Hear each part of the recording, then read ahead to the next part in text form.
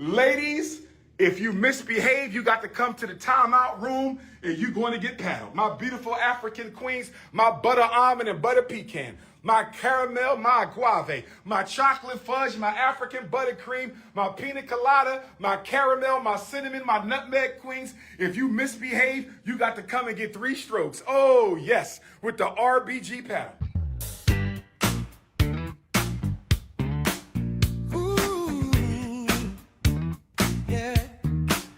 Got one question. The Charles principle. Woo. Every time I turn around, there's another paint day going down. Another speech, another grand plan, another promise that began. Talking real big, talking real tall, got an answer for it all. Everybody looking to see how this story ends, wondering if the school ever opening. One day it's this, next day it's that. Everybody laughing in the Cookie Crush chat. Is this the man that claims to be the boss? Every conversation turns into a cookie-free call. Ooh, the mold keeps growing. Ooh, the grass need mowing. Ooh, FDMG keeps rolling on. The Charles principle. The Charles principle. The one who's paddling your mom. That Charles principle. Every week another big reveal. Every donation is money he steals. Oh, that Charles principle. Ooh, the one with a speech for every occasion. That Charles principle. Everybody singing while the groove rolls on, trying to figure out what's going on.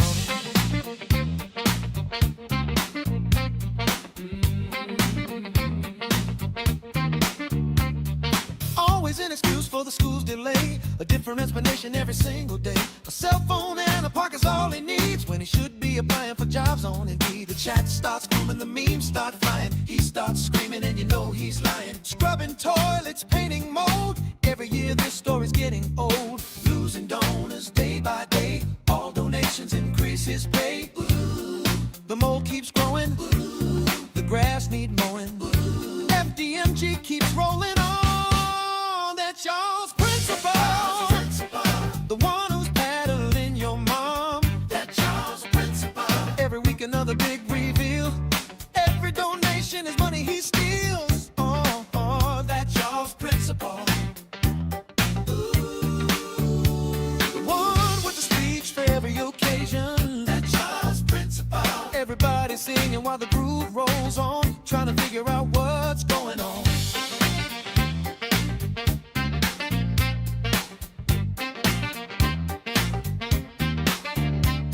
Now somebody asks one question and somehow gets a 30-minute lesson. Somebody tell me, is this your guy? 14 years and running with this lie. Cookie Crush chat, break it down. Is that him? Is that him? That's him. That's him. Is that another live stream? That's him. That's him. Is that another speech? That's him. That's him. Is that another explanation? That's him. Well, all right then, Charles principle. Charles principle. The one everybody knows by name.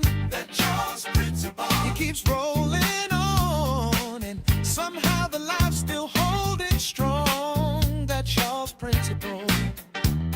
Ooh, the one who always steals the show. That Charles principle. A cause to bedtime and a baseline smooth. Everybody laughing and feeling the groove. Ooh, that Charles principle.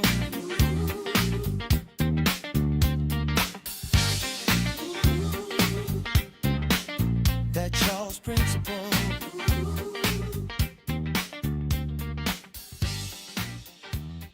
All right, that's y'all's principle. Thank you guys so much for tuning on. Shout out to Black Morrow. He put that track together. There's more too. As I get more time, I'll put together some more music videos for you guys. So shout out to Black Mario. I did the editing and it's fantastic. That's y'all's principle, not mine. All right, thank you guys so much for tuning on in. We won't be here long today. I have some very specific things. We're going to finish up with the mode situation, but I want to start today just to talk a little bit about Umar and the whole child support situation. And I have a couple of things I want to look at, and then we'll get to those other videos. But we won't be here long. I figure it'll be about an hour and a half. There is a poll question. The poll question is, did Umar Johnson make a good investment when he purchased the bandos in Wilmington, Delaware? He purchased them in February of 2019. He visited those bandos in 2017. Was it a good investment? 8% said yes. 92% said no. So make sure you get your vote in during this live stream. And our goal for likes, let's go for 200, okay? Because this will be a shorter show. I have some time off too. So we will be live streaming. We're going to do at least one live stream, one marathon this weekend. I posted this on my community tab yesterday to see. I haven't went back to look. Let me go look. What days you guys might want to get together. I'm actually off on Friday, so I'll probably be up here on Friday anyway. But in terms of marathons, so 19% said do a marathon on Saturday, 16% said do a marathon on Sunday, and then 65% said a marathon on Saturday and Sunday. Okay, that's up there on my community tab. If you haven't voted, make sure you get on over there to vote on that. And based upon what those figures are, the percentages are, we'll go with that for the weekend. I have some time. Okay. Thank you guys again for tuning on. I want to take a moment to thank everyone for tuning on in and for all of the support and all the joy and the laughs. I really do appreciate it. You guys are the best. Good Church Chat is the best. Okay, it's not even close. So thank you guys so much.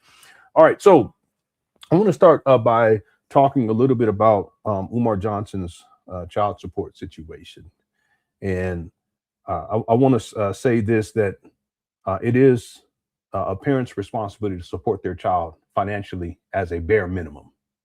That's a responsibility as a bare minimum. Even if the relationship doesn't work out with the child's mother, the mother is separate. You are to still support your child.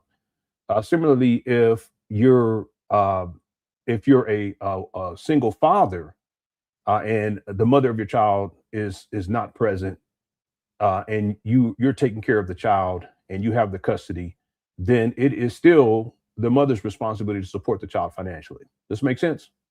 So what Umar Johnson has done, historically speaking, he doesn't pay child support on time. He complains a lot about paying child support, but the way I look at it is, if you're going to be impregnating all these women, at least 3 in Philadelphia alone, I'll propose that there's more out there outside of Philadelphia, but I've already proven it, I've already shown the receipts, it's verified. He has at least 3 baby mamas in Philadelphia alone. If you're going to live reckless like that, you can't complain about it when the relationships don't work out and then you're subject to child support.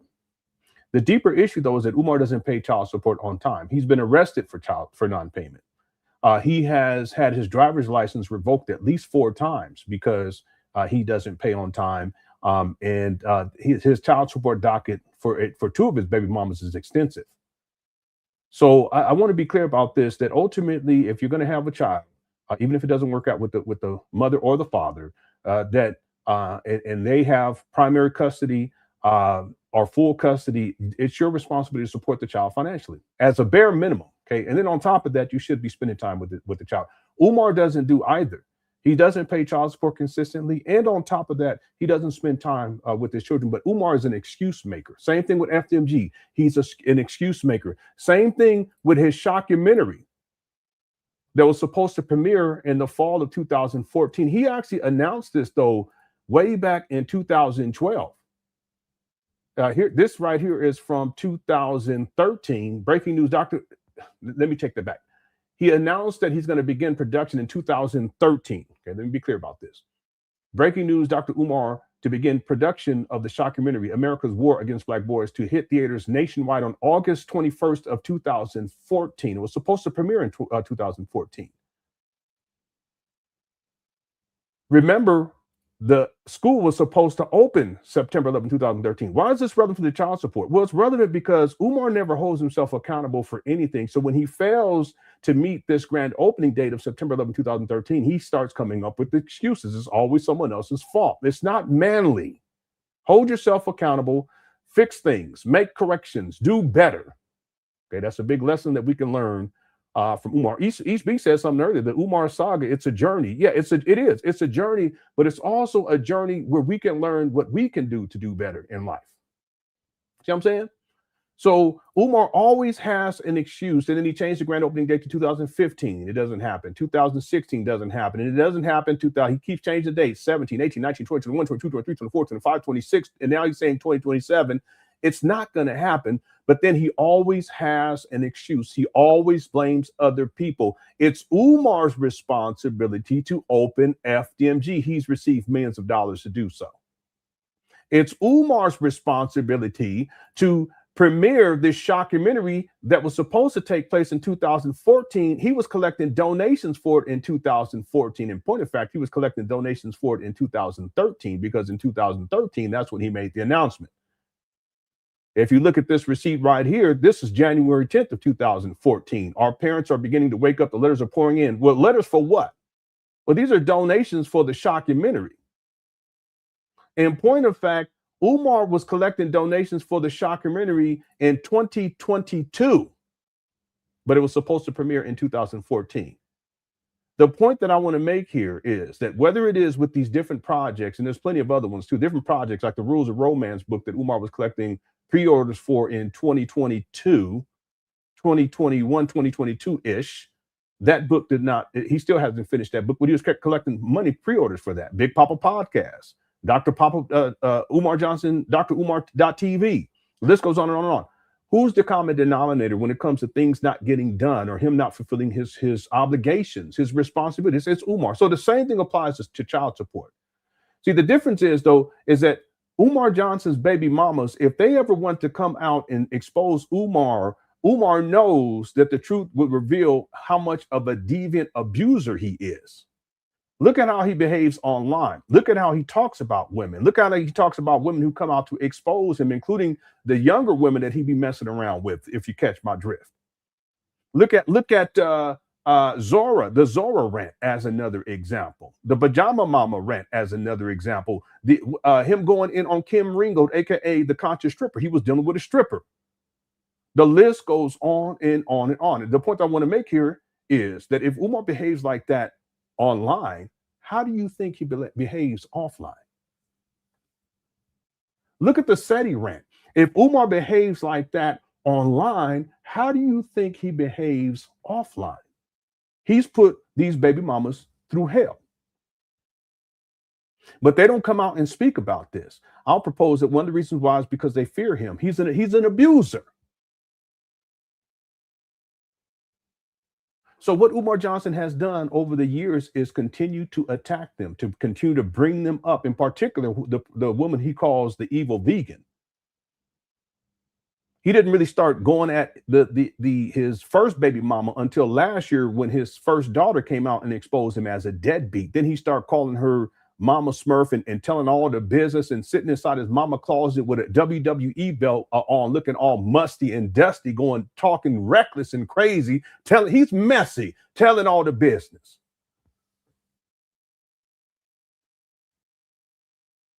They ain't saying nothing about Umar, but he takes his shots over and over and over again. It's not manly. He's messy. And so today, for whatever reason, Umar decides to post the following. I had a child support modification hearing today featuring the evil vegan. Listen, ain't nobody asked him about none of this. This is just his way of taking another shot at one of his baby mamas. This is the same baby mama that he doxed and put her life in jeopardy, and her mother's life in jeopardy, and the daughter's life in jeopardy too. I have that video. I'm gonna play. Yeah, I'll play some of that too. I'll play it for you guys. She walked into the hearing wearing a hot fluorescent pink abaya and hijab, and I apologize if I'm pronouncing that incorrectly. Okay, but why does he outline how it's hot fluorescent pink? What does that have to do with anything? He's messy. See, and if he's going to post this online, how do you guys think he behaves offline?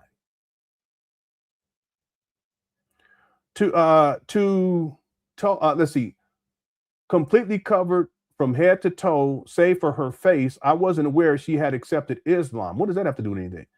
Which is perfectly fine. Or maybe she was just covering up the hair replacement surgery she recently had in the Middle East, so it couldn't become topic of discussion at the child support hearing.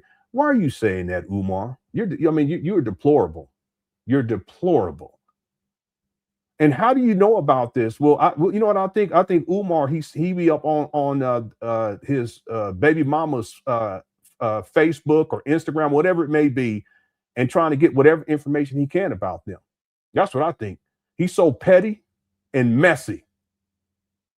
Or maybe she was just covering up the hair replacement surgery she recently had in the Middle East, so it couldn't become a topic of discussion at the child support hearing. What kind of man? Yeah, he is. He is, Renee. He's toxic. Umar is extremely toxic. And the question becomes why? Well, it's part dealing with the child support and his money. He's greedy. He don't want to support. He don't want to take care of no kids. And he'll take shots at the baby mama because the baby mama got him back in court because he don't pay child support on time. And this is supposed to be a modification hearing. And from what I understand, that means that they're going to modify the child support. She's probably trying to get more money for the baby. See, Umar's raised millions of dollars. He should be happy to put money down on this, but he's greedy. He's a deadbeat. He don't care about nobody but himself. And he's gonna put her information out here on his Instagram page. I don't mean to say this like this, but I'm gonna tell you something, Umar. You remind me of let me stop. I ain't gonna do that because then people gonna get mad at me. Now I'm gonna say it. You remind me of one of them ghetto women that act like let me stop. Let me stop. That's what you remind me of. You're supposed to be a grown-ass man at 51 with 6 degrees, but you ghetto. You're vindictive. You know, they say that whatever about the woman scorn, that no fear like, no, it's Umar. That's what, and I apologize if any people, if women, I don't mean to be talking like that, but that's what he reminded me of. I ain't talking about you. I'm talking about him. No disrespect. He goes on to say, unfortunately, too many women are using Islamic garb for non-Islamic purposes. So what is he saying that about her? How does he know that?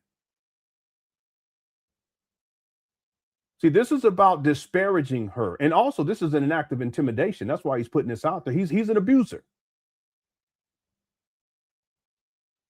Having been raised Muslim, this was the first time in my life I saw a hot fluorescent pink hijab. You sound like, oh man, I'm sorry. I was going to say, I'm sorry. But Umar, you sound like a bitch. You really do. I don't mean to go there, but that's where we come from. Now, we'll call a man one, too. Don't get it wrong. I'm not going to call a woman that, but I have in the past, okay? But we will, where I come from, we will call a man that. That's what you sound like to me, Umar. Having been raised Muslim, this was the first time in my life I saw a hot fluorescent pink hijab. What kind of man? Anyway, looking like a bright pink highlighter. Who are you, diabolical? You're not the one to talk. You're not the one to talk. This guy, he's nefarious. He is. Why are you going to talk about this woman like this? I'm gonna tell you, if she has some real strong men in her life, you wouldn't be running your mouth like this. I guarantee it. You wouldn't be running your mouth like this. Listen, I'm quite sure that she fears you because you're batshit crazy. That's why. But if she had real, let me not even say, I'm saying like street dudes, thuggish types. You wouldn't be running your mouth like this. So why do you do this, Umar? Why do you attack her like this online and run your mouth like a sassafras? Why do you do that? You messy.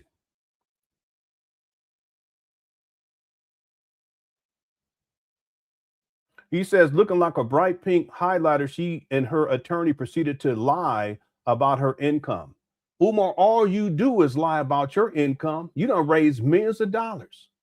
See, and it's not about her income. It's about you supporting the child and financially supporting the child, your child. See, that doesn't compute in Umar's mind because he doesn't have any connection. He's a sociopath, borderline psychopath, in my opinion, with narcissistic personality traits, but it's definitely a sociopath.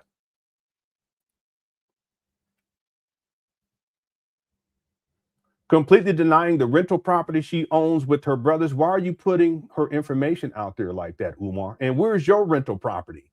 You live with your mama and your mama closet at 51 in Section 8 housing, you deadbeat bum. You got some nerve.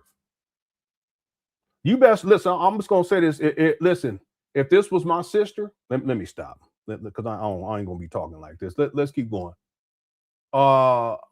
Completely denying the rental property she owns with her brother, the 2 daycare centers and 2 restaurants she owns with her mother. So he's putting out her businesses too, which he's done in the past. See, this is dangerous. This is a form of doxing, but it's also a form of intimidation. Umar, you such a bitch. You really are. Nothing manly about you whatsoever. Then he goes on to say, if you're only a daycare employee, okay, well, if she, what do you mean? If she owns a daycare center and 2 restaurants, why do you simply say that she's a daycare employee? But let's keep going. If you're only a daycare employee, how were you able to pay for your flight to the Middle East for your hair transplant? What does that have to do with anything? And why are you bringing up her hair transplant? That ain't got nothing to do with nothing. See, this is just to disparage her and to shame her on social media. Her and her attorney put on a masterclass on how to lie to the court, completely denying all income. Well, that's what you've been doing. That's why you say to the IRS that you ain't receiving no income. You've raised millions of dollars. Umar, he's a trip. This is projecting right here. On the other hand, they went through my expenses with a fine-tooth comb. Okay, well, why didn't they go to your income with the fine-tooth comb? Do you guys see that?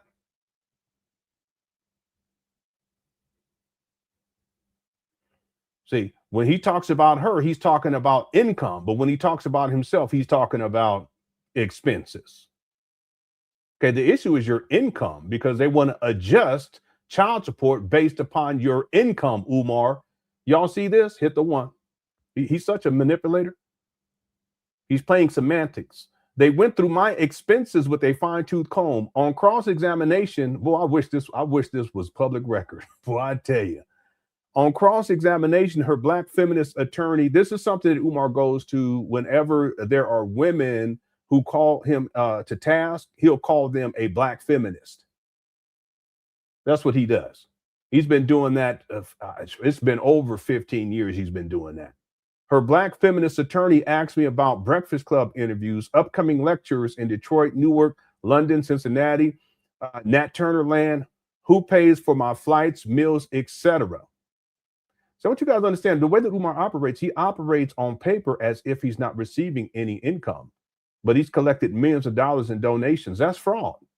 And that's fraud too with the court. See, that's why Umar doesn't want to work, and he hasn't worked consistently since 2006. By 2010, he's not working anymore. And then he does work in 2014 and 2017 for a matter of months. But that's on purpose because he doesn't want wage garnishment through child support because he doesn't want to support his child financially. He's a deadbeat. And then he goes on to say, this was absolutely crazy coming from a woman who has denied me access to my child her entire life. And that's not it. It's that Umar chose to be a deadbeat. He chose not to participate. And on top of that, he's abusive. So who would want their child around Umar? And if this is such an issue for Umar, why doesn't he go through the court system to get visitation or to get partial custody? Well, because that's not what he wants in the first place. He doesn't care about the child. But he'll create these false narratives about his baby mama. His baby mama ain't saying nothing about this on social media. At least nothing that I've seen. Okay, I can probably go check, but I ain't going to do that. I highly doubt it because he's an abuser. She lied about the cost of tuition at the white school and a whole host of other things. She told the hearing officer that I had threatened her safety, so she couldn't tell me where my daughter attends school. Notice how he makes a point to say at the white school as opposed to the black school. What's the difference, Umar? It sounds like the daughter is in a private school, but he says white. Okay, that's to make it appear as if she's not so-called conscious and she has his child in the white, blah, blah, blah. But Umar, you're a deadbeat. You ain't done nothing. You ain't helping no homework. You ain't stayed up at night when they sick. You ain't done shit, man. You are, boy, you just a horrible human being. You really are. You're a disgrace. And then you're going to talk about the baby mama like that, put more of her information. This is the form of doxing, what he's doing here. And you don't know which one of these batshit crazy Umar Johnson followers are listening in and what they may go and do. But he don't care about that. He's vindictive.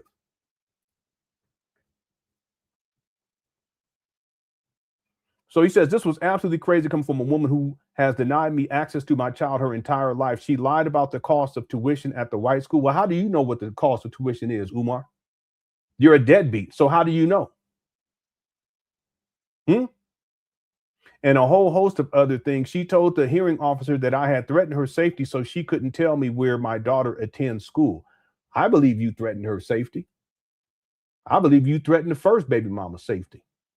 Matter of fact, I know for a fact you threatened their safety when you doxed them back in 2018, in and around 2008. I think it was at the end of 2017 because it was a hearing. Anybody remember the hearing that Umar Johnson had? After the hearing was over with, that's when he went and did this whole talk. He was dressed in a suit and tie. I think that was at the 2017. And that's when he doxed his baby mama. So he's been at this a very long time. Matter of fact, here's the receipt. Done that video the other day where you talk about your baby mom taking you to child support court. I had to. God forbid, if I die today tomorrow, who gonna tell my daughter that your father loved you? See, he was complaining about child support back then. Like some people like, Doc, you should have done that video the other day where you talk about your baby mom taking you to child support court. I had to. God forbid, if I die today tomorrow, who gonna tell my daughter that your father loved you? Exactly. And the only reason why he wasn't there because your mom kept him out. Somebody got to let her know that. Because her mom ain't gonna tell her the truth. And her grandma ain't gonna tell her the truth. You see what I'm saying? So See, putting the grandma in there too. you got to drop a couple little tidbits. I didn't go in too deep, just enough. So somebody can pull, it's something happened to me. Because what I think is so selfish about what my daughter's mother is doing is my life, my work is a very dangerous work. You don't know how long this man got. And you keeping it from his baby. And my baby girl looks just like me. You understand? And my oldest daughter, she almost at the age where she's free to do what she wants. So we're going to be able to build that relationship. Okay, that didn't age well because last year in 2025, his older daughter came out and exposed him as a deadbeat. Like I said, I believe this video is from the end of 2017 or the beginning of 2018. Okay, whenever that court, and I can look it up. I'll look it up. You see what I'm saying? Because she almost free. But my baby girl, she's starting off. We need that time. And the fact she would take me to child support when all I asked for was a day a week, I said I would give you the money. Okay, let's be clear about something here too. That the second baby mama didn't put him on child support right away. It was like years later. But the point is that Umar Johnson associates paying child support with visitation. These are two separate issues. You still, even if you don't have visitation rights and you're not visiting, you still have an obligation to support your child. And if you don't do it and there's court order child support, you can be arrested for it. You guys understand what I'm saying? But he wants to pretend like the reason why he wasn't paying or he didn't want to pay child support was because the baby mama didn't want to let him see the child. Those are two separate issues.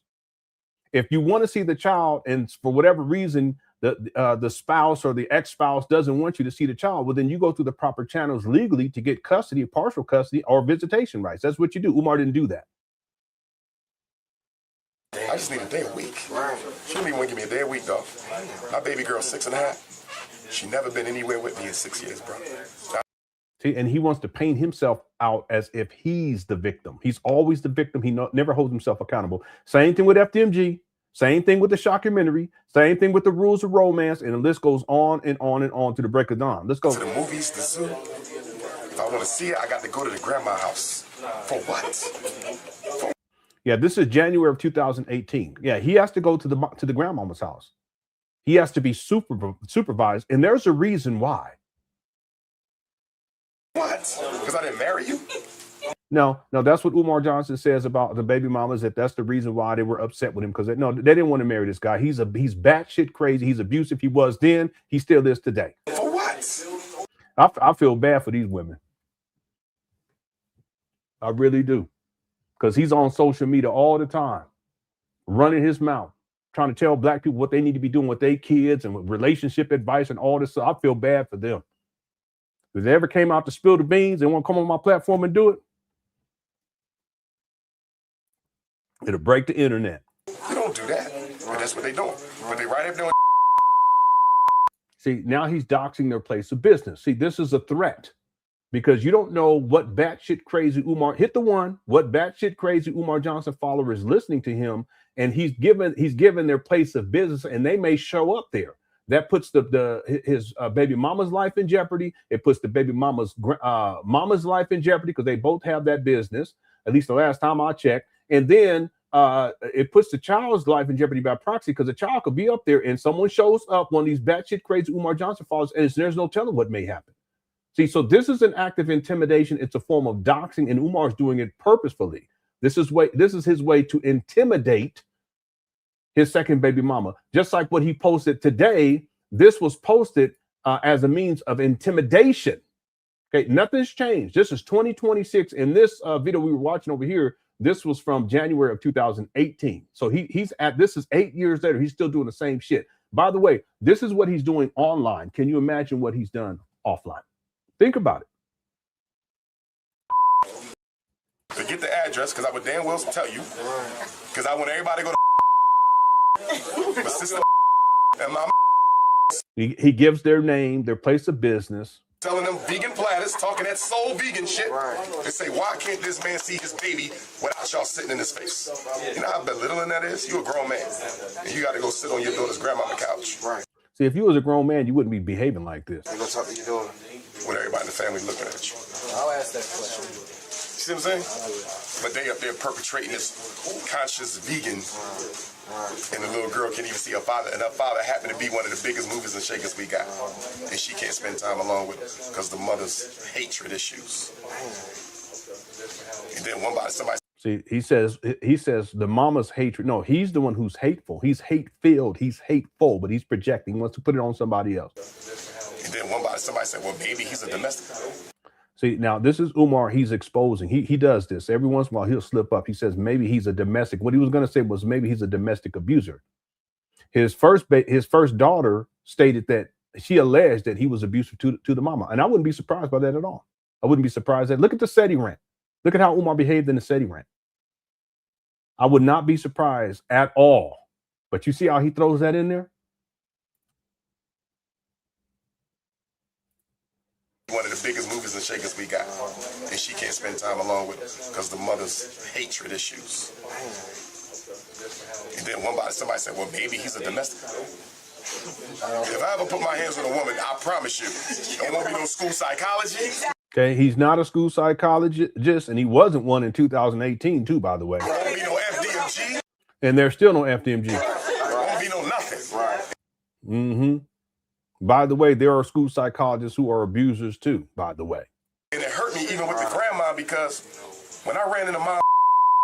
Look at his face. He's giving her name out, and he said it hurts him. He's always the victim. This is part of the narcissism. The grandma, because when I ran into mom go at the fresh produce, I didn't speak to her. Right. Umar, you not gonna speak to me? I said, I ain't got nothing to say to you. Why not? Your daughter don't let me see my little girl. You know this. Right, yeah. Why are you acting like you don't know why I'm not talking? Oh, I didn't know. How the hell you don't know I can't see my baby when the only time I can see is on your damn couch? Okay. Well, then you can see your baby. What are you talking about? He's so fork-tongued. You just said that you'd go see her on the grandmama couch. That's security reasons. That's why. They don't trust you around the baby or around that baby mama. They don't trust you. The grandmama don't trust you either. And based upon the other story you said, the relatives don't trust you either. So, but you can't say that she won't let you see the child, but then you can go and see the child on the grandmama's couch. You can't, because it doesn't compute. It's mutually exclusive. You can see that child. You didn't want to. He's something else. No, you don't know I can't see my baby when the only time I can see is on your damn couch. So she set it up, start going again. See, you start going again. What that means is that you were able, and that you did in the past, you went to go see the child on the grandmama's couch. So stop lying. We need some money. No problem. I need one day a week. Okay, no, that's not how that goes. They didn't say, you can come see the child, but we need some money. That's not how that works. See, they don't. People don't have to do that. All they got to do is to go to family court and go get child support set up, and they ain't got nothing to do with nothing. You become legally obligated to support the child financially. They don't have to negotiate with you. Well, I'm talking about the baby mama. She don't have to negotiate with you. Say, okay, if you give this amount of money, then you can see the child one day a week or whatever he says. That's not how that works. See, he's making that up. See, I think it's hard for me to wrap my mind around someone who doesn't want to support their child financially and doesn't want to spend time with their child. I don't get that. But I think Umar's trying to set this narrative that they're the ones who wanted, it was about the money, and that if he gave money, then he would be able to see the child. But at a certain point, Umar decided that he wasn't going to give money, and so they denied him the right to see the child. No. All they would have to do is go to court and take your ass to your bum ass to court and just make sure that you have to pay child support. And then visitation is a separate issue. If you want visitations, then you need to go put in that paperwork with the court, the family court. If you want custody, you got to put in that paperwork and go through the process. But Umar never did that. Anyway, he's a trip. Or that if he did do that, it was unsuccessful, which is possible too, because based upon how Umar acts and behaves online, we're not even talking about offline, online, the judge is going to sit back, or court's going to sit back and say, yeah, he's fit to be able to have custody of a child. Remember, he flipped his phone. Y'all think he was equipped to have custody of a child? Living in filth, he's a hoarder. He's traveling over the world. You think he's fit to have a child, to be raising a child? He's not. He's batshit crazy too. Anyway, you see what I'm saying? You need no problem. I need one day. He's been homeless since 2019. What do y'all think anyway? He's fit to have a child, to have custody of a child. Problem. I need one day a week. Right. You see what I'm saying? Right. You need no problem. I need one day a week. Right. You know what she said before? She doesn't know you. My daughter know exactly who I am. She see me right now. She running to her daddy. She doesn't. That's not true at all. Know you. That's when she was 2. Right. When she was 4. What was it when she was 4? Okay, he's making this up on the spot. The new excuse was she ain't used to being away from me. Something. Right. Right. And now she's 6. They done ran out of excuses. Right. You know what I mean? We just don't want to let her be around with you. Right. You know what I'm saying? So that's what I'm dealing with. And she's conscious. Oh, yeah. This is a conscious sister. He's so messy. And immature too, really immature. Allegedly. You know what I mean? But it's just sad because when you deal with this custody, and this is what people need to know about custody, because I've been through with my oldest daughter. Just because they give you custody on paper, especially if you live in Philly, I don't know what's going on nowhere else. Right. But in Philly, you get custody on paper. That don't mean you actually gonna get no custody in practice. You feel me? Okay. Umar, if you ever had custody, why don't you provide the paperwork? And if you had it, why don't you have it now? Clearly, you didn't have it in 2025, 2024, because you ain't even been an active participant in your oldest child's life. She already talked about that last year. Your deadbeat. He's just making this shit up on the spot. They'll violate that order. Right. I know, because my oldest daughter mom does it. Right. Okay? And you never see your baby. And then you... He wants to be the victim. He's always a victim. Report him, and you go in front of the judge, and you know what the judge tell the mom? Don't do it again. Excuse me, this is the 3rd time we in here.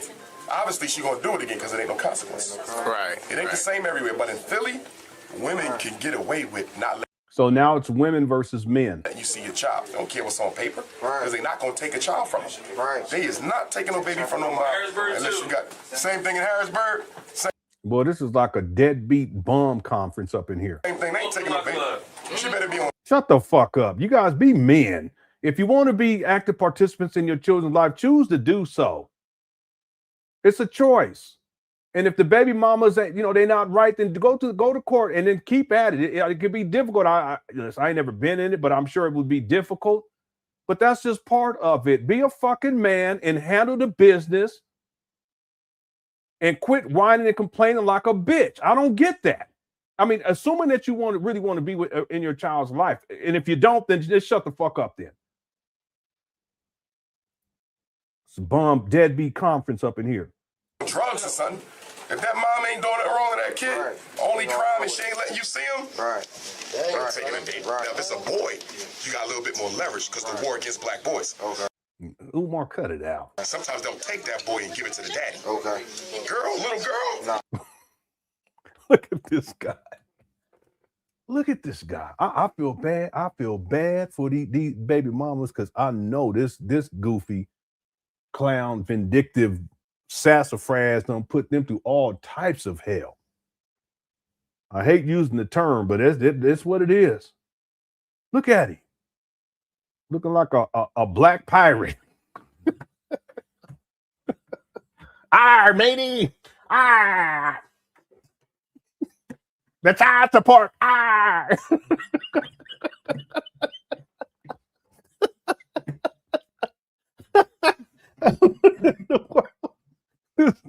This goofy, he look like a black conscious pirate.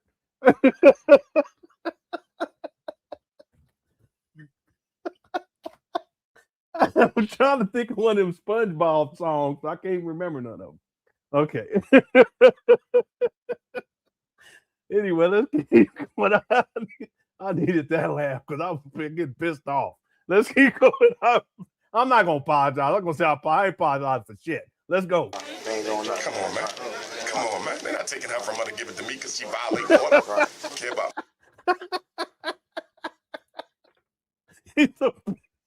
Umar's a Pennsylvania pirate.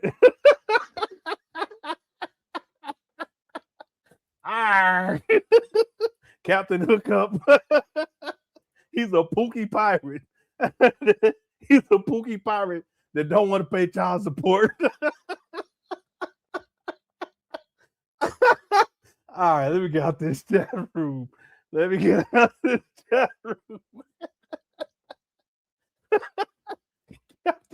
Captain Crack Crunch. Okay, what's up, I think, girl? All right, I'll get out this chat room. I ain't getting caught up. Let's go. So, that's deep. I don't like that, bro. You know what I mean? That's rest in peace, exactly what you're trying to. If you're good, that's crazy. But think about it. Let's look at the mindset. What better way to get at him? He's saving kids for a living. God damn, that's destroying his own relationship with it. There's no better way to get me. Think about it. What better way? I'm a school psych and can't see my own. He's so sad. Better way. And not only that, she put my baby in a white Quaker school. My little girl at why is Dr. Umar Johnson? See, he doxes his child's school. You don't know who's listening. See? He don't know who's listening. That puts the child's life in jeopardy. Johnson's daughter at Quaker, racist, white supremacist. I'll ask that question, bro. I'll ask that question. Don't worry, I'll ask it. Then when the child support man calls me up, he says my daughter's name, right? First name, middle name, last name. I knew she wasn't going to give him my last name. Wow. I anticipated that. Wow. She ain't got my last name. She got a mother last name. Damn. Which was disrespect. Yeah. But check this out. He mentions the middle name. And I don't want to see my baby name on the film. Right. But I give you the middle name. Guess what the middle name is? I said, run that back. Because when my baby was born, we had an agreement. She get the first name. You get the middle. I get the middle name. I chose Adezanai. It's a Zulu name for princess. She told me she didn't like it, but she never told me that she wasn't going to use it. First time I found out my daughter's middle name is last week on the phone with the child support man. Well, that's an indictment against you as a father, as a human being. You don't know your daughter's middle name? It just proves that you're a deadbeat to the extreme. She changed the name and didn't even tell me. He's the victim. He gives out their location again, their business location. Get that nut meat, go get that veggie stir fry, go get that coconut milk. New baby, best food in the city. Won't get to see your kids, but you get some grub. I mean, what do that say about the like black women in general? I mean, not on no Tommy Sotomayor shit, but just like, boy, I tell you.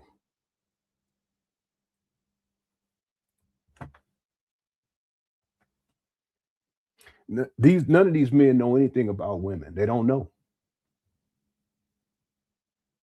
These men, these are what we used to call they bitch made. That's what we used to call them. They don't know nothing about no women. They don't see the value in women. They don't see how to work. They don't understand how to work together with the woman. And they're always the victim, not realizing the whole time they're the problem. See, Umar, because I know you watch these live streams, it's your responsibility to take care of your child financially. That's your responsibility. You're someone who doesn't work a job. You don't have a legitimate business. You're 51. You're about to be 52, living off of your mama in Section 8 housing, live streaming inside your mama closet. What kind of man? You don't raise millions of dollars for a school that does not exist, lying the whole way. And yet you can't find it in your dark ass heart to put some change down on your baby. This ain't got nothing to do with the baby mama. What kind of person are you? What kind of man are you? What kind of father are you? What kind of human being are you?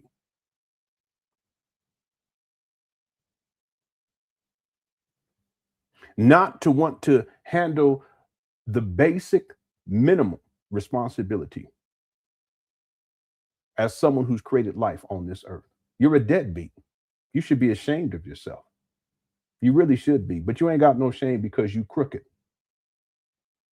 And just like these fools up in here glazing on you, you're a deadbeat. They're probably deadbeats, but I know one thing. They don't know nothing about no women. They can't get no good woman. They can't keep one. I know that. Just like your broke bum ass. Living in your mama closet at 51. you know, like the whole situation, because I done heard like 100 cases, Brother Kareem going through the same thing with the changing the name and all that. A big part of the problem. First of all, we got to take responsibility. Let's start there. I have to take responsibility for my situation. Right. And I do. Right. I don't pass it on nobody. However, in the interest of justice, just because a black man has to take responsibility for a situation doesn't mean that the mother shouldn't be held accountable for how she's making it worse than what it is. Okay, so he says he's trying to hold himself accountable, but that's not. He's blaming it on the mother now. He never holds himself accountable.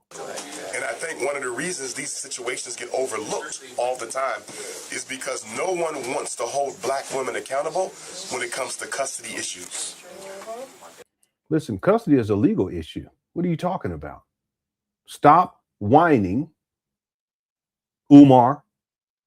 And if you see, the thing is, he doesn't want to be an active participant. See, but if you did, let's go into Delulu land. Let's assume that Umar really cares about these children because he's going to create at least 3 of them in Philadelphia alone. He only claimed 2 of them. I'll propose he got more out there around the world. I would not be surprised, but I've already verified 3. Let's assume that he cared about these children. As a man of character and integrity and strength, you would do whatever you have to do within the legal system to get custody, full custody, partial custody, whatever, or visitation, right? It could even be supervised visitations with your crazy ass. But that's what you should do. It's assuming that you really care, but you don't care. You're a sociopath. But instead of owning up to that, you got to concoct all these stories about how this woman is trying to stop. What kind of man are you? A woman gonna stop you from seeing your child?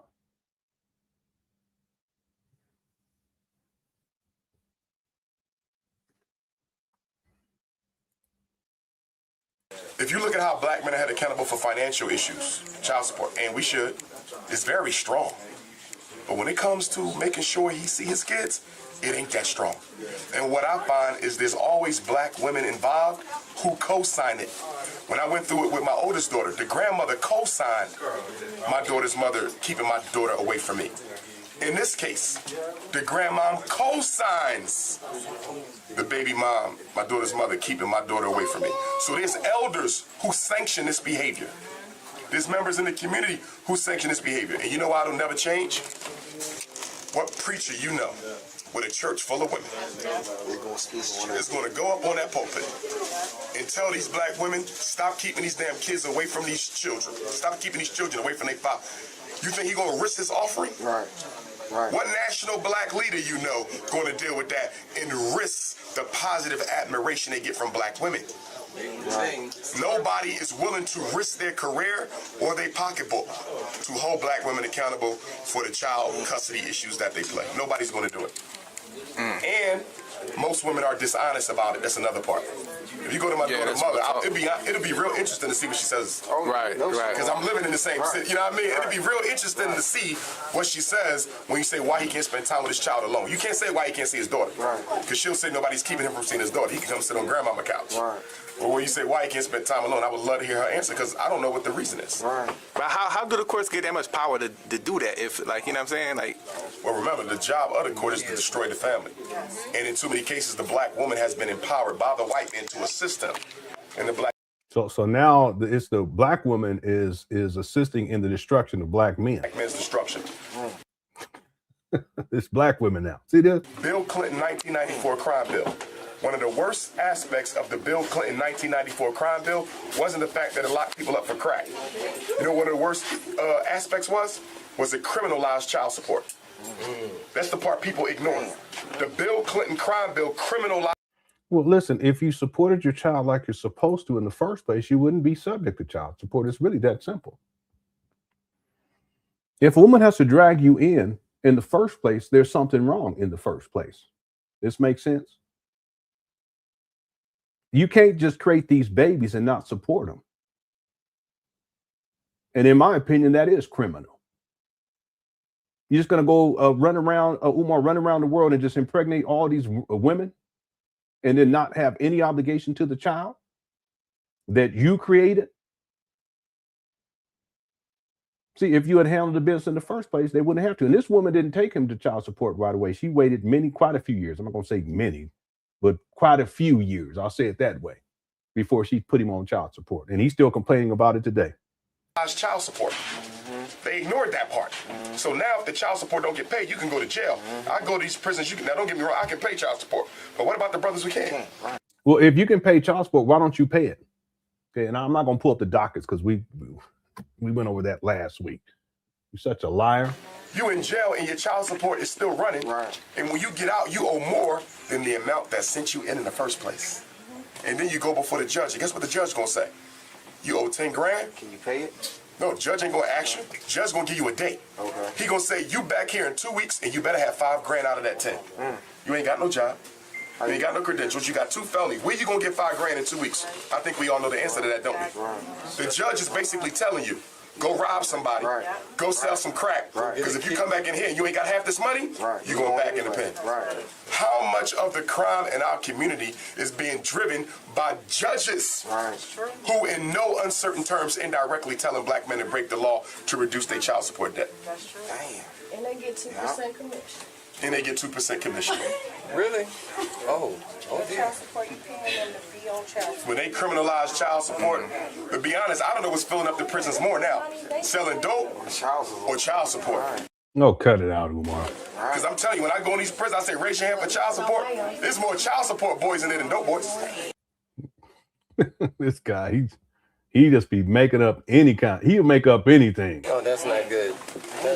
That's destroying the families, the black families. That's purpose. The black man isn't there, so how you gonna raise a black man when there ain't no man? Don't get me wrong now.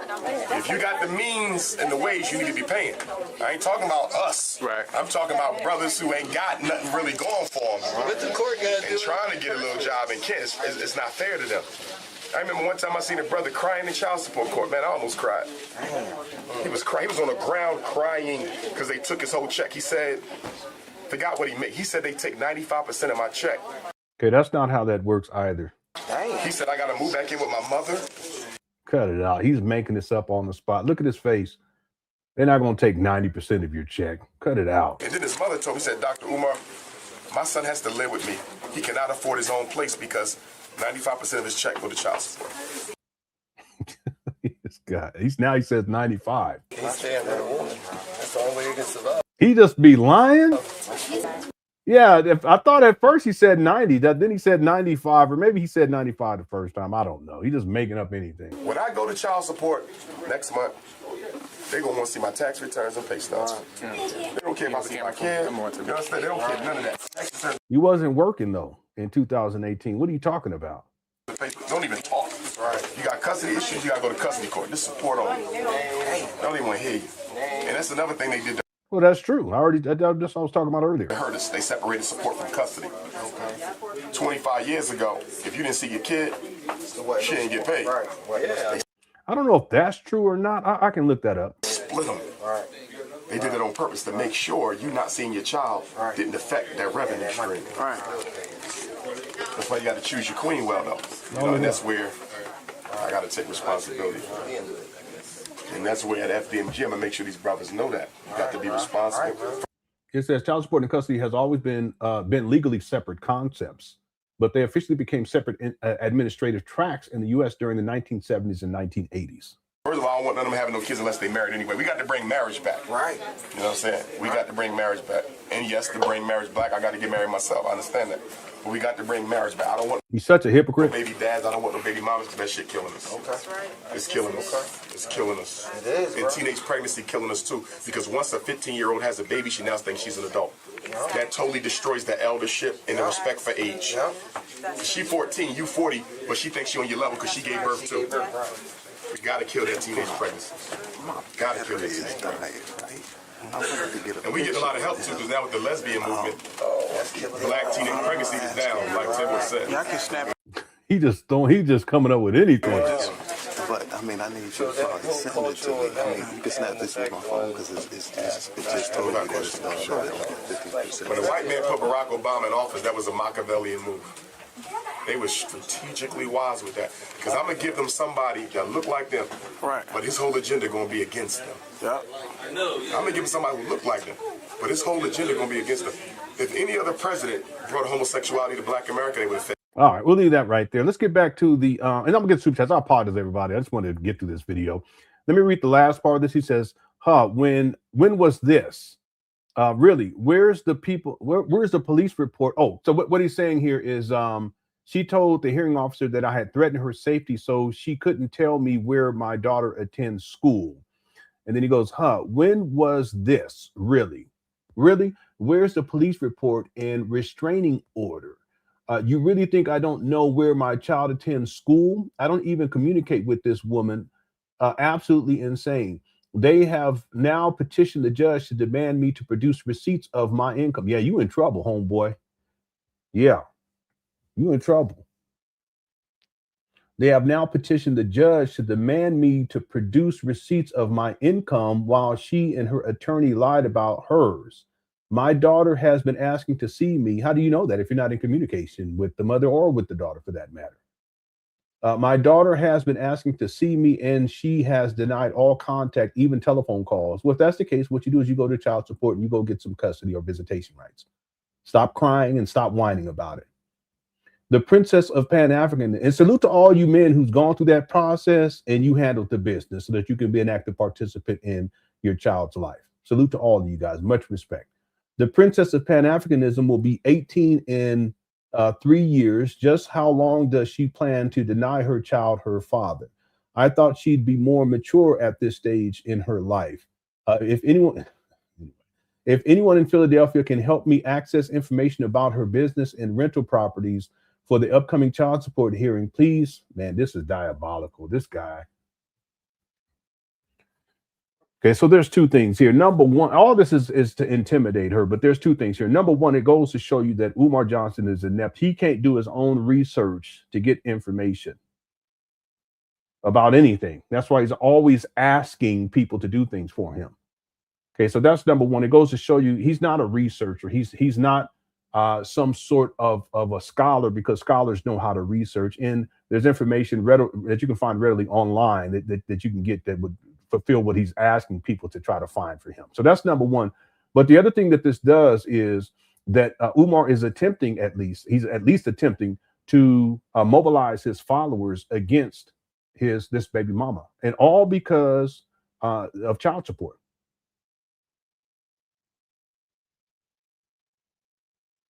If anyone in Philadelphia can help me access information about her business and rental properties for the upcoming child support hearing, please do get in contact with me.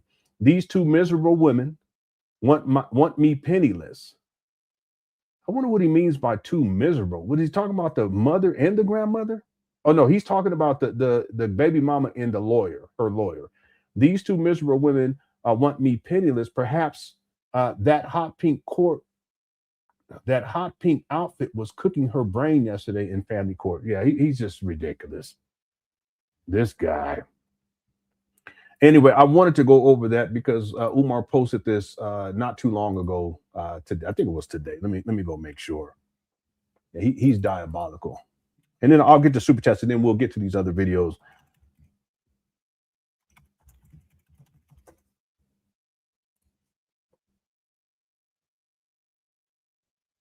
Yeah.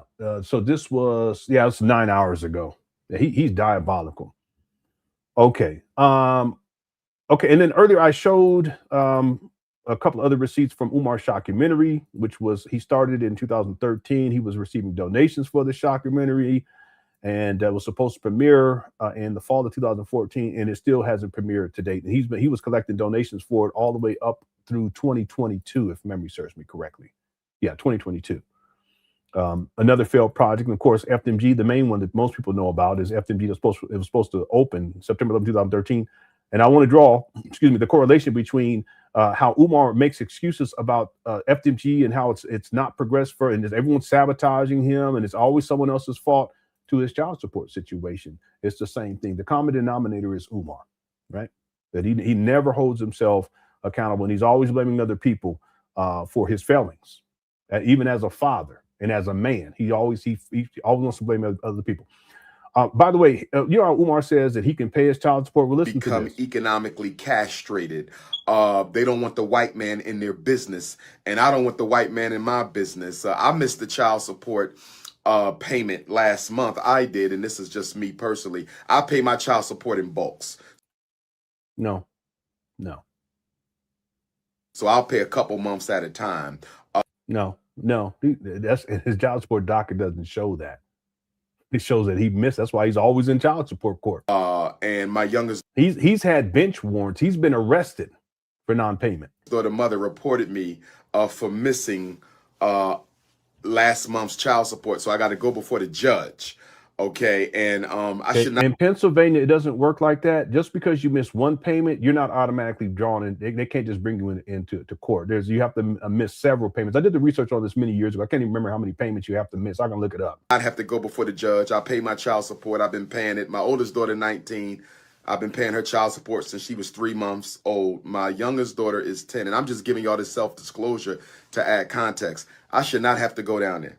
Dr. Umar ain't got no business going to family court on Monday. I think I got to go down there to meet with this judge. Now, what I'm going to do is I'm going to pay the missed payment. So when I get down there, I'm going to tell you what's going to happen. I'm going to pay the missed payment when I get down there, right? And I'm going to go before the judge, and I'm going to tell the judge I missed the payment because I pay in bulk, right?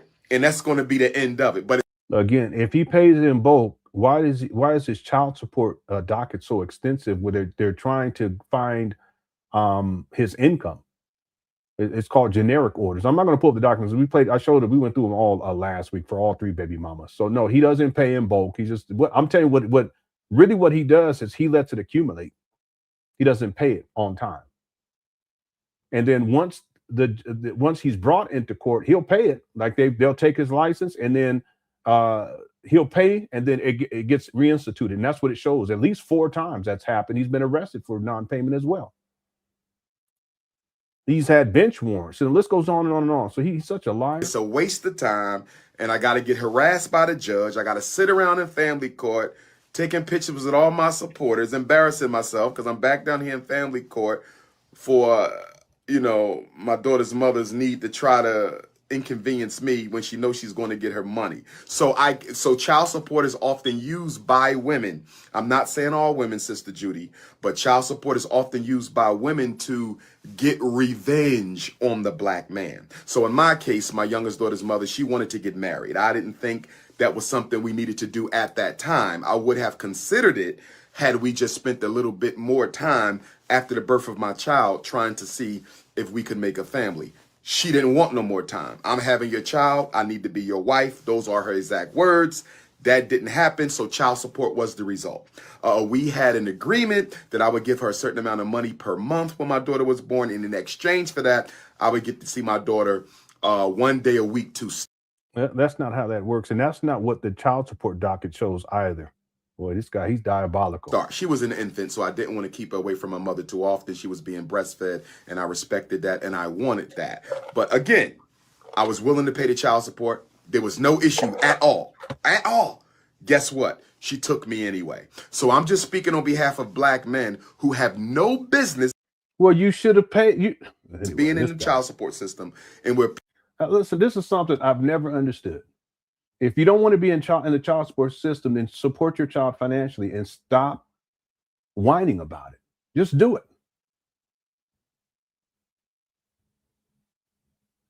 Let me give you guys an example. If you're going to impregnate these women, you're going to go in raw dog, and you're going to be irresponsible on that level, and there's no commitment, no serious commitment, clearly. You're going to go in raw dog and get them pregnant. Well, there's going to be consequences for that. Don't complain about the consequences. You already done skeeted. You wasn't complaining when you was up in that thing, was you? So you get up in there and you let one loose, and you was perfectly fine then. You wasn't complaining about shit and whining and a white man in the court. You wasn't worried. You wasn't saying none of that, was you? But you get her pregnant because you went raw dog.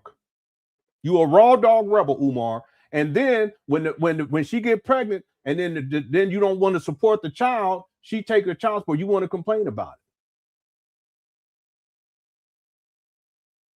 Well, so you see the consequences? You was up in there raw dogging with reckless abandon. You get her pregnant, then there's a baby that's going to be born. Those are the consequences. Well, similarly, when you got to support your child financially, so you choose not to for whatever reason, and then you get put on child support and you complain about it. Well, those are consequences because you didn't support the child financially. Who's the common denominator? Umar. Be responsible.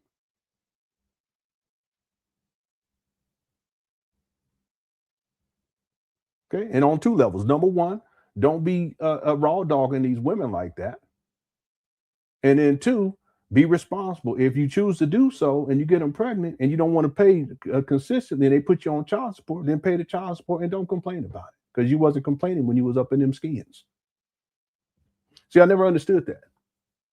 How men could complain. I still don't understand that. It's just money. Yeah, I ain't got it. Well, go get a second job. I got my day job and I got YouTube. That's full-time and a little less than part-time. And then I got family responsibilities too. I can't wait till someday, hopefully my life slows down. But anytime I can put some money down for my kids, I'm thankful. I have gratitude and appreciation. So I don't get that. I don't.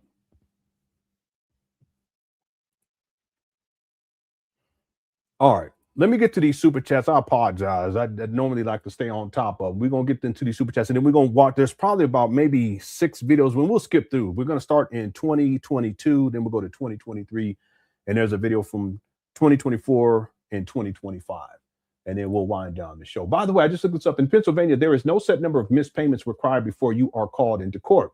Instead, the state's automated system, PACSES, monitors accounts closely, and enforcement action can begin as soon as you fall 30 days behind or accumulate an unpaid balance. But listen, there's a caveat here.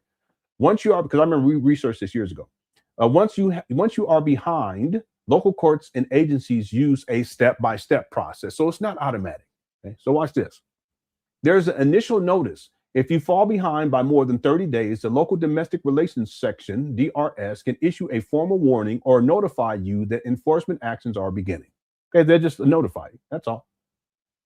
Administrative actions. Before a court date is scheduled, the DRS will often automatically intercept tax refunds, place liens on property, or garnish your wages. So they don't bring you into court right away. License suspensions. And Umar's he's had the wage garnishment and the license suspensions. If you fall 3 months or more behind, the state can suspend your driver's recreational or professional licenses. And then contempt of court hearings. Umar's had these too.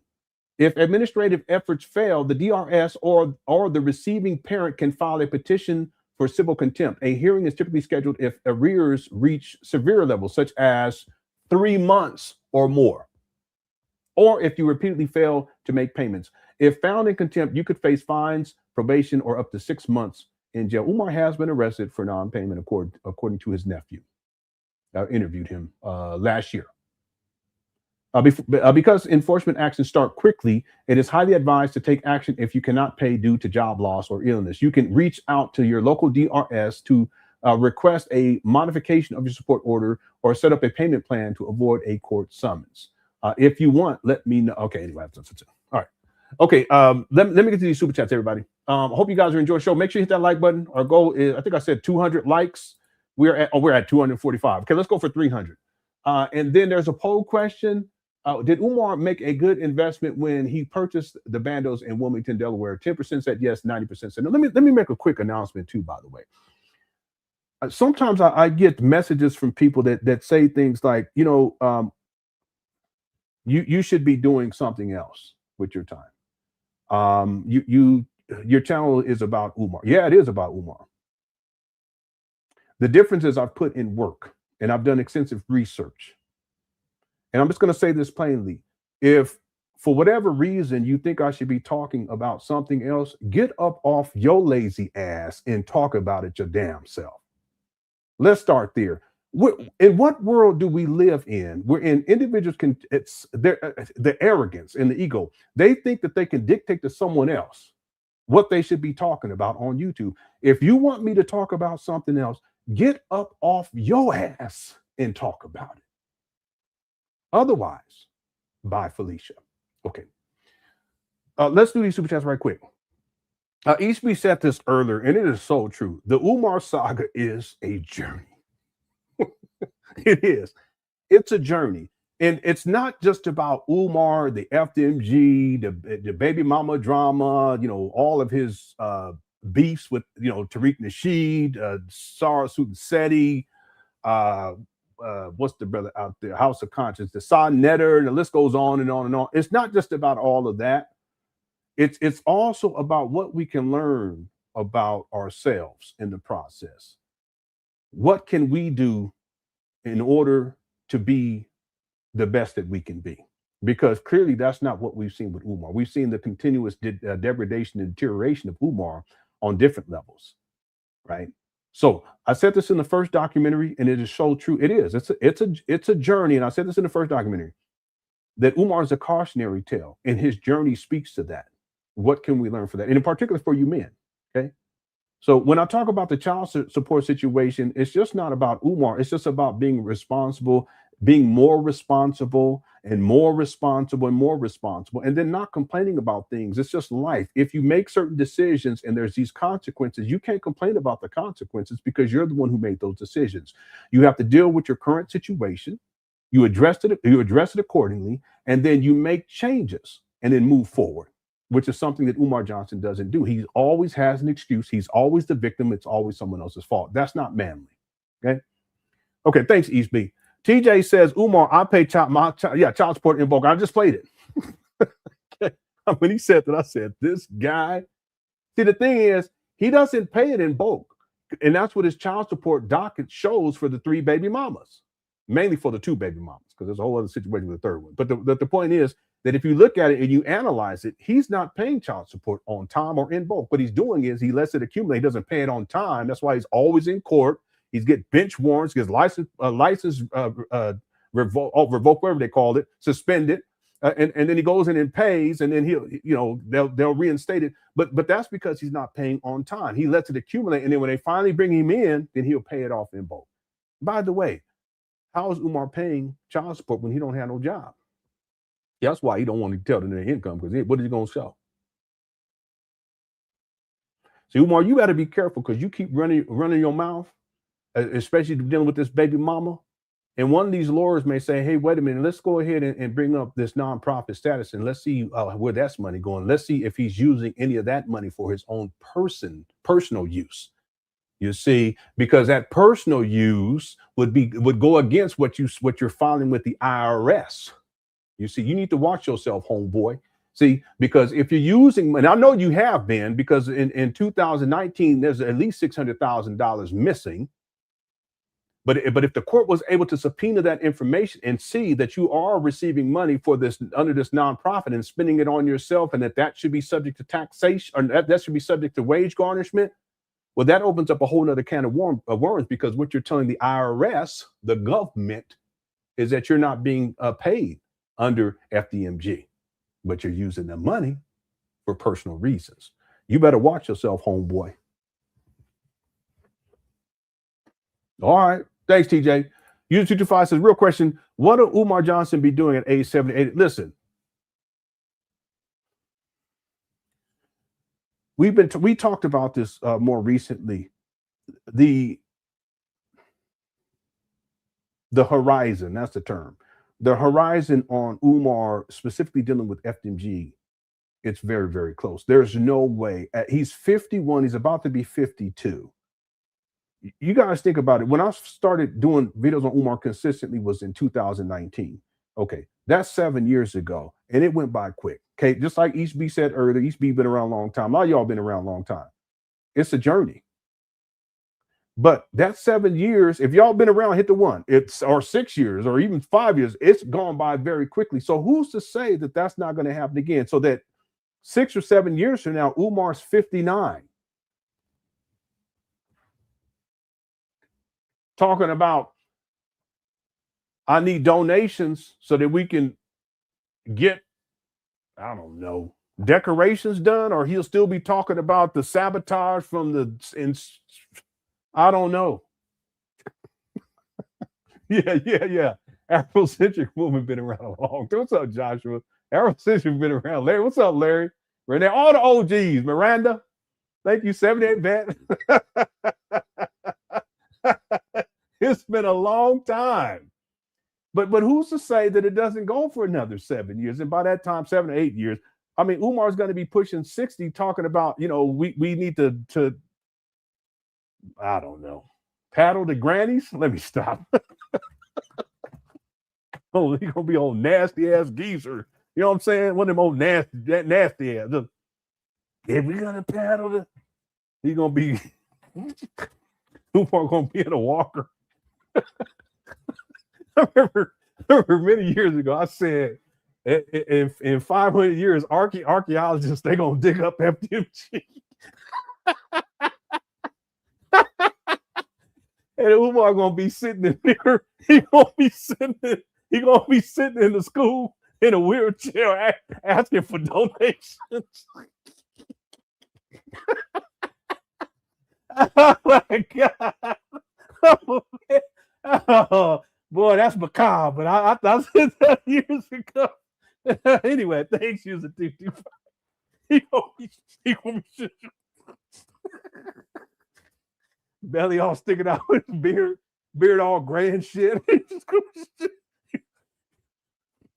Run them donations. Archaeologists say, he's alive. Oh my God. He's over 500 years old. Next time, make it 20. Oh, shit. They give him 10. He said, next time. Now, Bell, you better add that. Next time, make it 20. All right. All right. That's wild. All right. Thanks, 225. Okay. Whew. Oh, man. Lewis X says, off topic, but I like to see people write in script. I still sign my name in script. Okay. Just mentioning this because of those donation letters. Yeah. They still teach script writing in school. No, they don't. Yeah, they don't teach. Well, at least out here, anyone in the chat room, do your children, do they teach the children script? Cursive? My kids, they don't know how to do that. I think some of them know how to do their name, but outside of that, and real talk, I probably couldn't even. No, I could still do it. I'm talking about if I had to write in script, I probably could still do it. Yeah, someone said, Colo said that they still do. Yeah, cursive. Yeah, they just sign their name nowadays. But obviously I can write my signature in cursive. But if I had to, let me see if I can write off. I can't even do it. Off topic. Yeah, I can't even. Well, I would have to practice. I can't do it. I can't even do it. I would really have to practice that. But no, my kids, they don't know how to do that.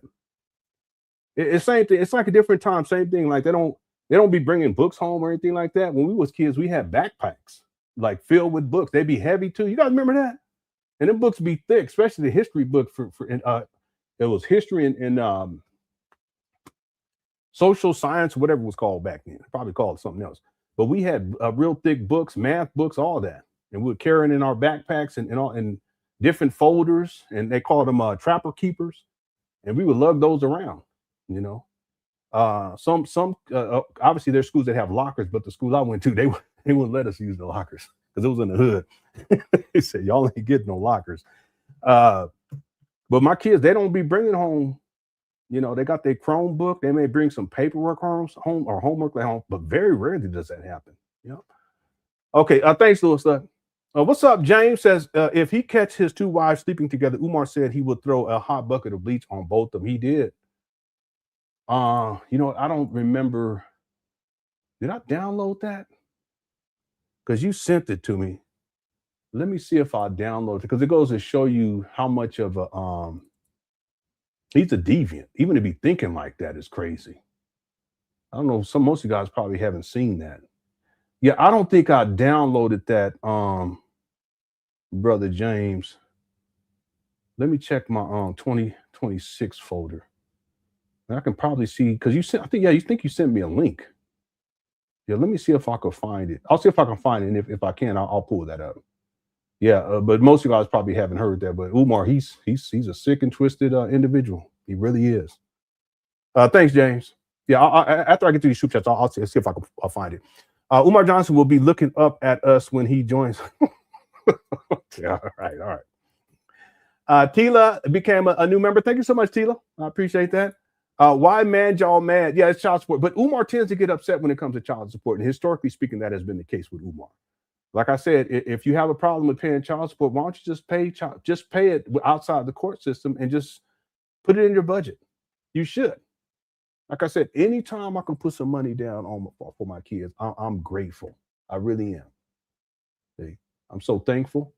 You know, I remember I've said this many times. There were times way back in the day where for our kids for their birthday party, when they were young, you know, we would get gifts from the dollar store.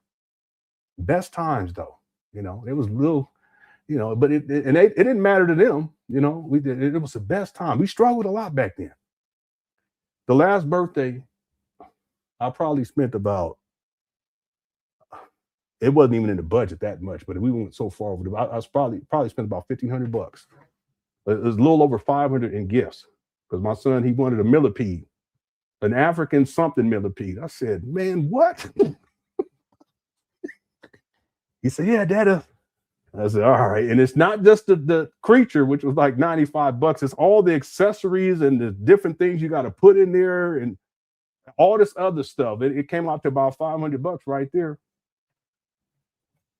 Anyway, and then he put on this. I think, I don't know if I still have a little note,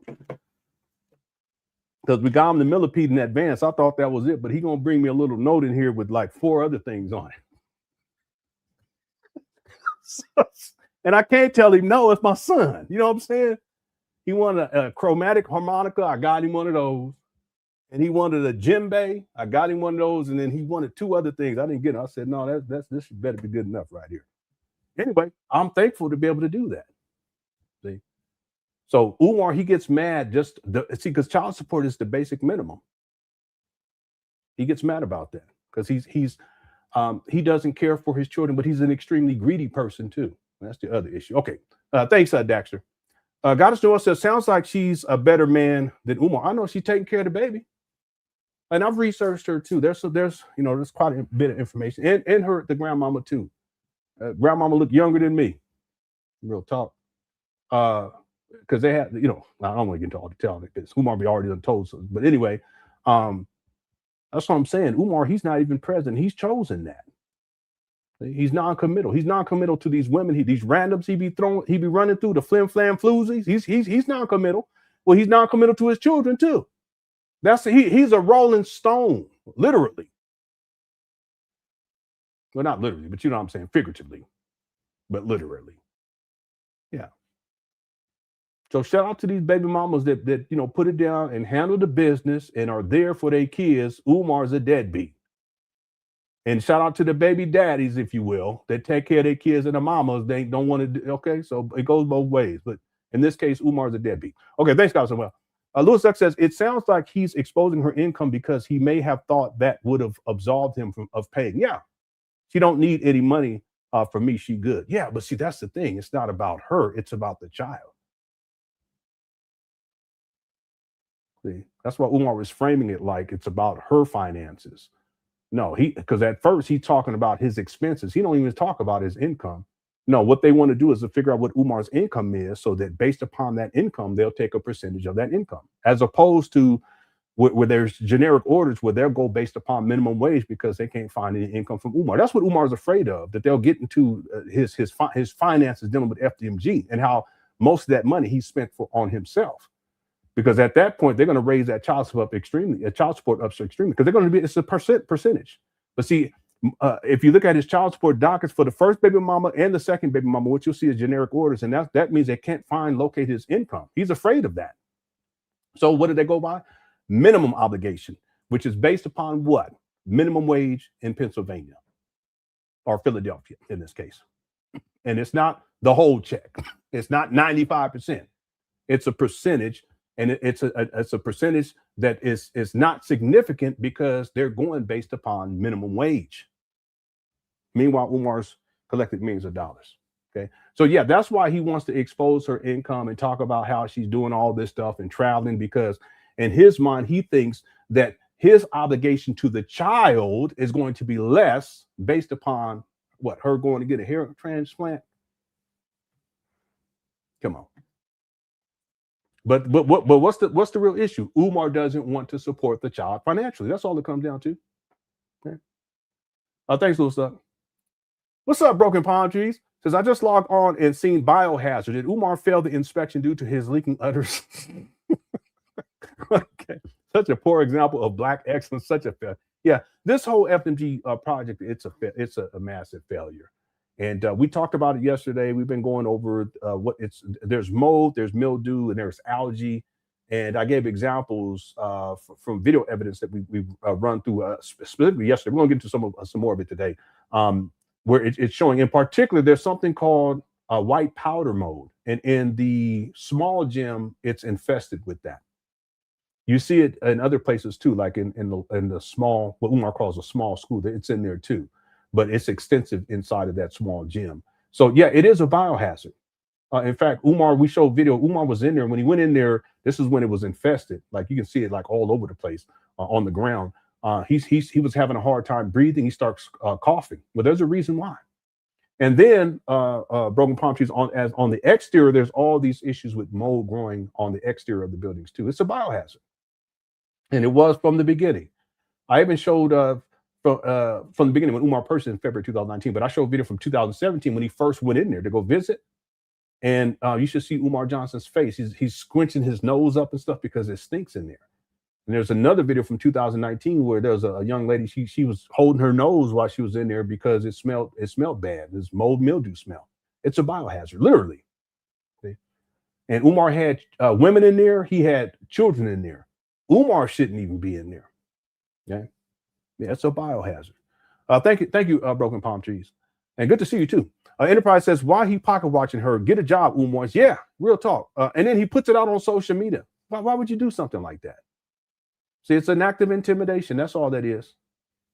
Hashtag man up. Glad her attorney questioning trips and such and how they are funded. Let's get this legal train going. Yeah. See, that's what I was talking about earlier. See, if Umar's greatest fear is, well, there's two. One is for him to get exposed by all the women that he done ran through, and then all the women that he's impregnated, if they come forward and tell their stories. That's one of his greatest fear. But the other greatest fear is if the financials dealing with FDMG actually comes to light. And I've stated that if the IRS ever truly audited him with all of his accounts, his personal account, his business accounts dealing with FDMG, his GoFundMe, his CashApp, his PayPal accounts that he's used, checks and money orders, so forth and so on. Okay, cash is a little bit more difficult, but if they subpoena all that and they went through that with the as professionals, that's what they do, auditors. They'll realize very quickly that there is a massive amount of money missing. Okay, again, by 2019, there's going to be about $600,000 missing. I would propose that at this point, there's at least $1 million that's missing. It's probably more than that because he's collected at least. It's got to be around $3 million by now. Purchase price is $400,000. That'd leave about 2.6. Let's say he spent another $600,000 on different shit over the years. Okay, well that still is about $2 million still left. Okay, and people say that's a lot of money. Yeah, but if you think about it, he started raising money. We're just counting from 2014. That's 12 years. You can take 2 million and divide that by 12 years. Umar couldn't run through that. No, he can run through with all the traveling and eating out all the time and renting cars and all the dashikis and fitted caps and the jeans and Umar's lifestyle. Substance abuse issues, gambling. See, that's his greatest fear. So see, he keep running his mouth and putting this on social media and it blows up in his face because what if this lawyer, as they're trying to get Umar's income, that somehow, some way they're able to say, okay, we need to look into the money that he's receiving under FDMG and seeing whether or not any of that money he's using for himself, because whatever money he's using for himself, that would be subject to child support and garnishment. And again, to the IRS, what he's telling the IRS is that he's not paying himself anything. So he can get hemmed up on both sides with the child support, and then it can filter down or filter up, if you will, escalate into the IRS. And that's what it will be a wrap. Okay? I've been saying that for a long time. So glad her attorney trips and so how they are funded. Let's get the legal train. Yeah. Thanks, Enterprise. Giannis says, still can't believe that this guy is not in jail. Yeah, we'll have to wait and see, Nature Boy, he was at it for a very long time. A long time. So was Polite. He was at it for a very long time. Okay, thank you, James. James just sent me the link. Okay, let me download this right quick, and then I just got to give you guys a warning because Umar, for him to even be saying stuff like this is crazy. But I'm not surprised because he has a history of talking like this, real reckless. I remember one time he said twice, he said that he wanted to pull the fingernails out of these mothers who had gotten their children evaluated. And we should have seen the expression of that one lady that he said that to. Okay. Yeah, let me download this right quick. Give me 1 second. Oh, it's not coming up. Hold on again. It was, maybe I got the wrong. Oh, it may not download though. Let me see.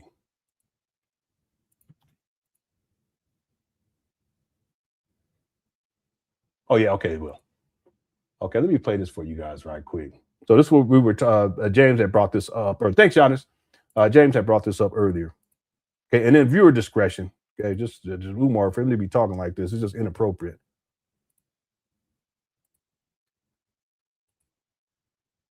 There you go. I'll tell you how the monogamy creates for professional, successful black men. You know what it is? I might be in love with you. Okay, Umar's not professional or successful. So what is he talking about?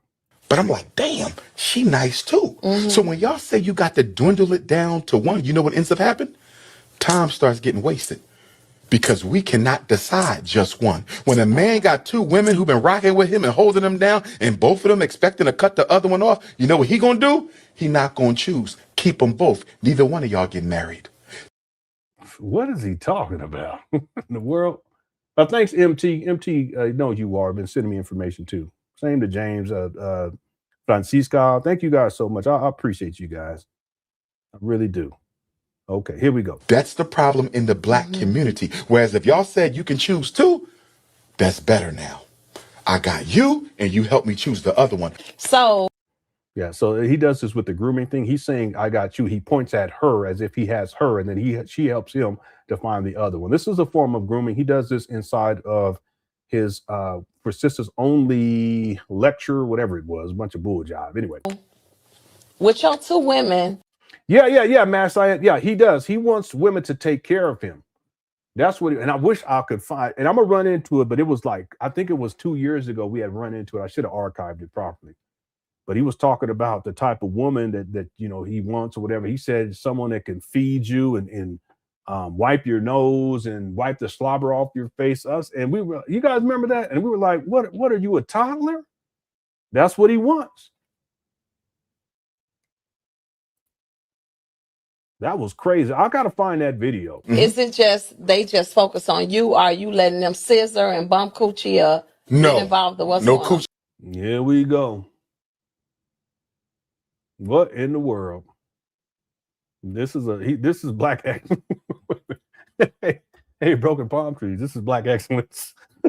This is, this is y'all's principle. Okay, just to be clear, this is y'all's principle. She bumping. This is no carpet munching. She bumping. No. Get involved or what's No going on? coochie bumping. This is no carpet munching. Man, this guy, boy, I tell you. And there's people who send this guy money and talk about they're gonna send their kids to his school. Right? Okay. They are my wives. Okay. But they will work. See the ownership, like slaves, they can't do what they gonna do, but because they're mine, they belong to me. He's a slave master. But they will work together in everything else. Okay. See that? They're mine, and they're gonna work that. Yeah, he can't keep a woman. Listen, I'm gonna tell y'all something. Umar couldn't get a good woman even if he tried. He couldn't, because ain't no good woman gonna want to deal with his musty ass. Bum living inside his mama closet. What 51 about to be 52? What good woman gonna be like? Yeah, he's the one. Yeah, he doesn't have a car. Yeah, he doesn't pay child support. Yeah, come on. He's filthy.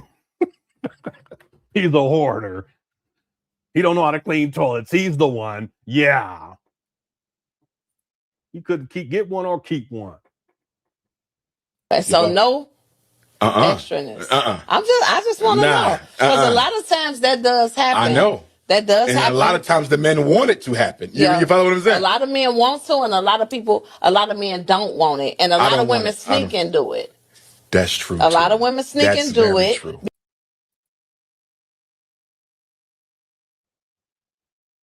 I don't know. That's just not my world. I don't know. I guess. Because they're being themselves and everybody being honest. Yeah. If I catch down. my wives in bed together, I'm going to get a hot bucket of bleach and throw that shit on both of them. Want to know who?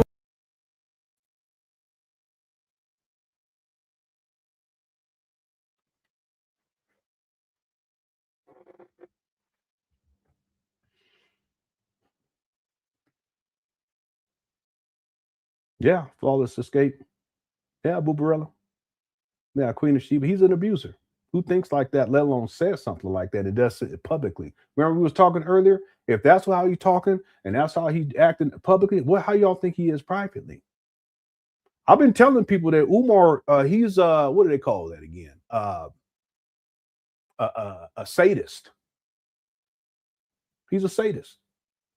Who thinks of something like that, let alone says it? Yeah, it is. That's felony assault. Mm-hmm. And notice how he says it's hot. You know, think about that, because it's not just the bleach part, but it's because it's hot. It's going to impact the skin. I mean, this guy, or sadomasochist, that's what somebody said. Let me play that last part again. I'm going to get a hot bucket of bleach and throw that shit on both of them. Damn.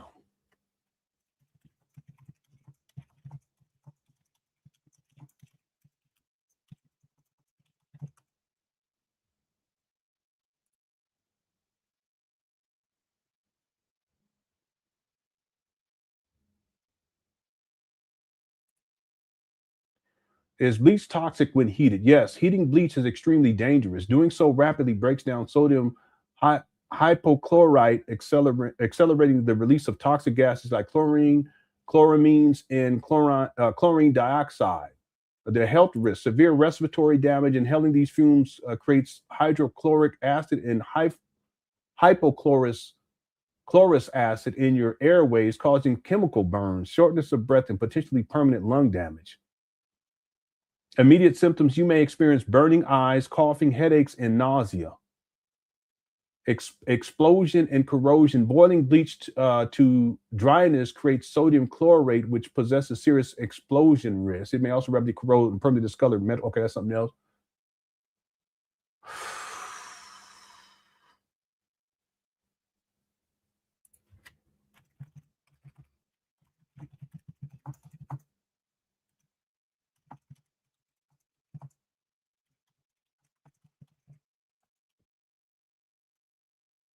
He's sick. Even for me, I have to look this up.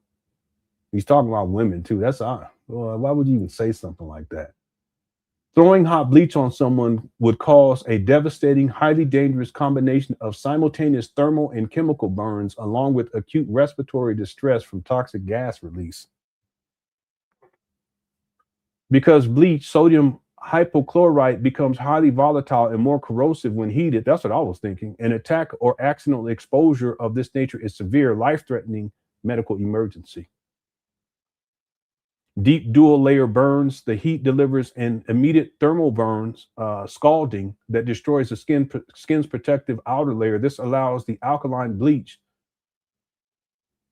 to instantly penetrate into deeper tissues, causing a liquefactive, I apologize, necrosis chemical burn that continues to dissolve proteins and fats until actively neutralized. Yeah, that's the thing, because I remember it was a situation where a woman threw hot bleach on I think it was hot bleach on another woman, because it was some sort of there was dispute about the man that they was both dealing with, and that woman's that got burnt up. It was really bad to her, and she went blind. Her son was an NFL player. I can't remember what his name was, but that's what this reminded me of. Severe respiratory distress. Heating bleach accelerates its decomposition rapidly, releasing high concentrations of toxic chlorine and chloramine gases into the air. Inhaling these fumes causes immediate coughing, choking, airway swelling, fluid accumulation in the lungs, pulmonary edema, and potential asphyxiation. Irreversible eye damage. If the mixture hits the face, it can cause immediate corneal burns. Hope I'm saying that right. The combination of heat and caustic alkali can permanently destroy eye tissue, frequently resulting in permanent blindness. That's what happened to that one lady. Yeah, that's who was there. DeAndre Hopkins. Yeah, his mama. Yeah. I think Tasha K interviewed her or something like that, if I remember certainly correctly. And then systemic shock, the sheer intensity of the combined thermal and chemical pain paired with sudden oxygen deprivation can rapidly send the victim's body into cardiovascular shock. Yeah. Yeah, I know. But that's Umar. Who even thinks of something like this? I've been telling people he's a sadist. That's true. A lot of women sneak and do it because they're being themselves and everybody being honest. Yes. If I catch my wives in bed together, I'm going to get a hot bucket of bleach and throw that shit on both of them. Want to know who gonna say it? I'm going to tell you a big problem monogamy creates for this guy. And I was trying to find the one where he's it's live. He threatens to pull the, he says, can I pull your fingernails out? And you guys should see that woman's reaction. Let me just check this drive. Yeah, it's not coming up. I probably didn't archive it properly.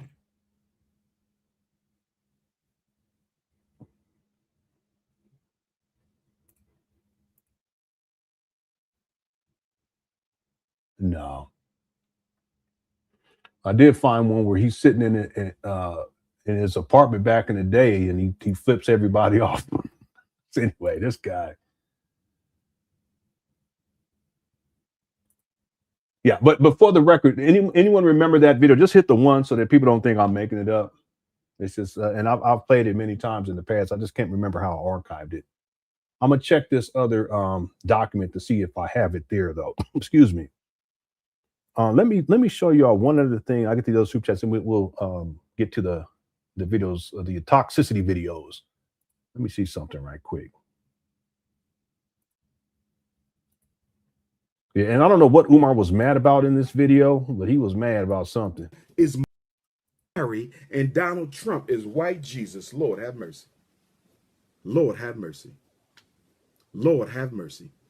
Kim Kardashian is Mother Mary. Yeah, thank you guys. What's up, Kogo? Who comes to save black folks from the devilish system of mass incarceration. And Donald Trump is the Jesus. He's the Jesus. Mother Mary influences the Jesus to liberate one of his children from the evil devil mass incarceration. This is nothing but propaganda. So now Kim Kardashian's next book, I don't know what that woman is up to, but you could best believe that this wasn't all about feminism. This was about her career, because now black women are going to be rooting for Kim Kardashian probably louder than Michelle Obama. Y'all going to be rooting for Kim Kardashian louder than you rooted for Michelle Obama. Now, every black feminist group is going to be asking Kim Kardashian to come and speak. And can you help us get more black women out of jail? Never mind the black men. Forget about the black men. Can you help us get more black women out of jail? Because you know we got that savior complex. You know we always looking for a white savior to come help us. It's normally a man. Now it's a woman. Hence, feminism is back. It's you. Umar don't like women. Hit the one. He really doesn't. He doesn't like women. He has the disdain for women. I don't get that. I don't. I'll be so appreciative.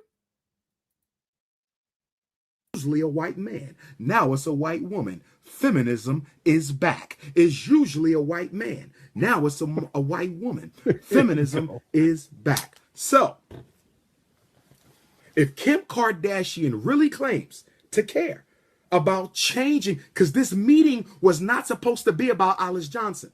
Remember, brothers and sisters, the meeting was supposed to be about prison reform. The meeting was supposed to be about reforming prison. So if the meeting, and by the way, brothers and sisters, YouTube shut me down 48 hours ago. YouTube shut me down 48 hours ago. All right. Now, here's proof. That's what he was mad about. You know how Umar says that he never had a YouTube page? No, he had one. He got shut down. See? He was the OG YouTubian struggle streamer. YouTube shut me down 48 hours ago. So that means some of you brothers and sisters out there in YouTube land are going to have to take this video, share it with the world. Share it with the world. But for those of you who have monetized YouTube pages, who've been stealing my intellectual property and haven't made a donation to the Frederick Douglass Marcus Garvey Academy yet, I'm going to give you 2 middle fingers. For all you intellectual property. It always cracks me up how he gives middle fingers. What are you, a toddler? That's not how men do that, Umar. Just to be clear about it. All right. This guy, and to talk about black excellence, he can't even give the middle finger the right way. What kind of man gives a middle finger? I'm sorry, I shouldn't do that. But that's what he was mad about. Property thieves in YouTube land who've been stealing my shit for years. He was mad. And getting hundreds of thousands of likes, in many cases millions of likes, and not making a single donation with all that YouTube money you've been making off of me. 2 middle fingers to your ass. Now, getting back on topic. All right, YouTube shut me down right after I did my special education seminar. It may have been the coons, but it could have been the school districts. No, it's probably because you be giving backwards information, and it's YouTube or Google at this point. They don't want to be liable for that. You get up there acting like you're this professional. You're not no professional. Be running your mouth. Okay. Sorry about that. Sorry about that, Kogo. Okay. Okay, let me do these other super chats, then we'll get to the videos. Earth to D says, I would not be surprised if Umar is jealous of his baby moms because they're successful, especially the second one. I agree. I totally agree with that. See, notice Umar says he hasn't talked with her, but he knows what she got going on. Listen, Umar, I wouldn't be surprised if he ain't online stalking her, just looking whatever he can get information on her, and then if they go to court, he can bring that up. I'm telling you, Umar tried to, especially in those videos where he had the belt, he sitting in the mama closet last year where he was raging about the evil vegan and Mama Smurf. If you guys listen carefully at Umar when he's talking, you can tell he has issues. Like he sees them as successful black women, both his baby mamas. He sees them as successful black women, and he can't stand that.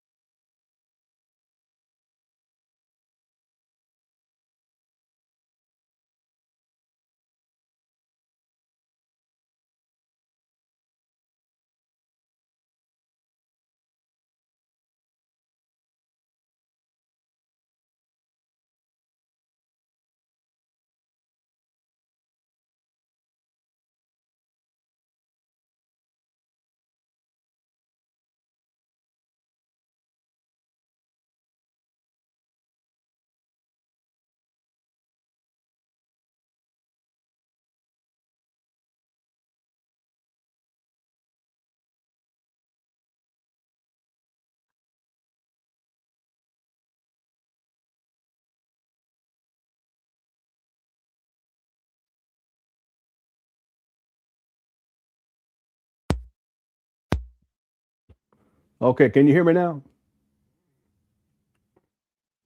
How long was it out? Let me go look. Because I was going off. When I go off, I don't be looking at nothing. Oh my goodness.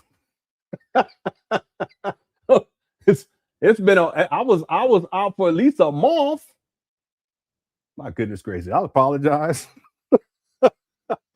Well, did I finish my other? Well, I don't know. I was talking about something else. Anyway, I apologize. Oh, about 3 minutes? Okay. It always happens when I'm going off too. You guys notice that?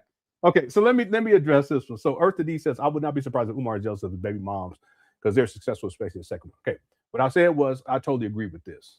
And the reason why is because they are more successful than Umar. Okay.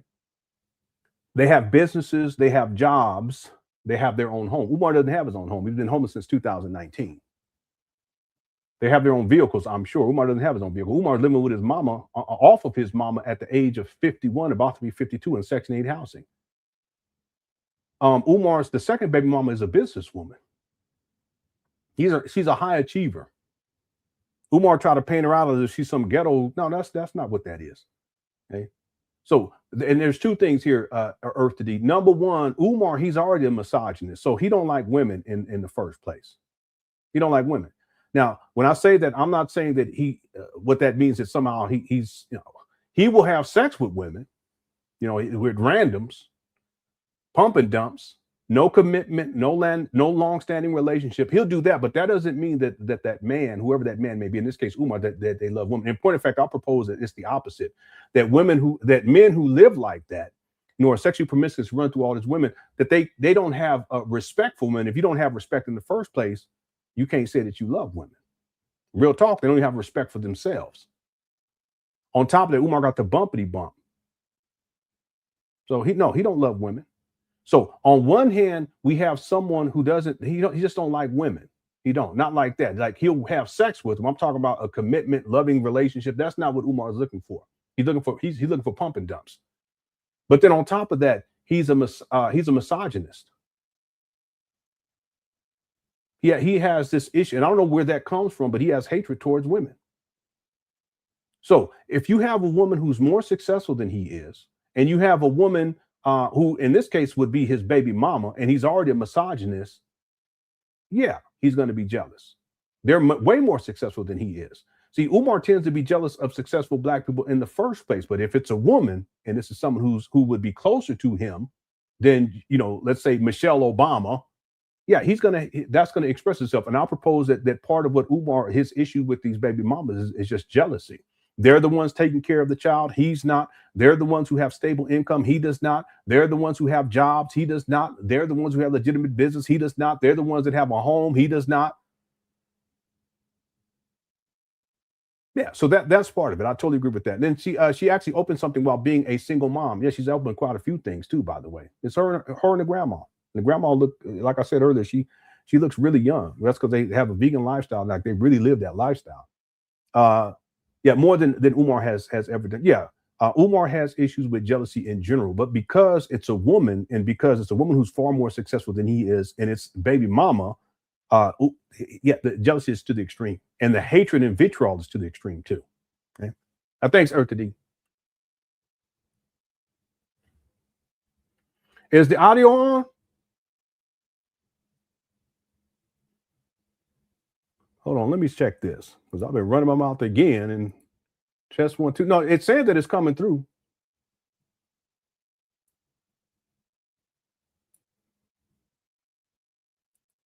Okay, yeah, maybe some people are behind in the chat room. Yeah, it went out for a while, but I thought it should have been on for like the last 4 minutes or so. Yeah, you guys may want to refresh your page. I apologize. Okay, thanks, Earth to D. Yeah, that happens every once in a while. I should have changed out the battery. I forgot to even check. Black Mara says, if he had arms coming out his head, he would look just like Mr. Potato Head, Pan African version. Okay. I remember last year, Umar was posting because he was crashing out. Y'all remember this hit the one. He was crashing out, and he was calling me Mr. Potato Head. He was on his Instagram page. And then when we were talking about it, he took it all down because we were explaining how juvenile and ridiculous it was. So he took it down. Thank you, Black Mario. By the way, Black Mario, we got a new track here, and for those who came in a little bit later, why don't we take a quick break and I'll play the new track by Black Mario. Here we go.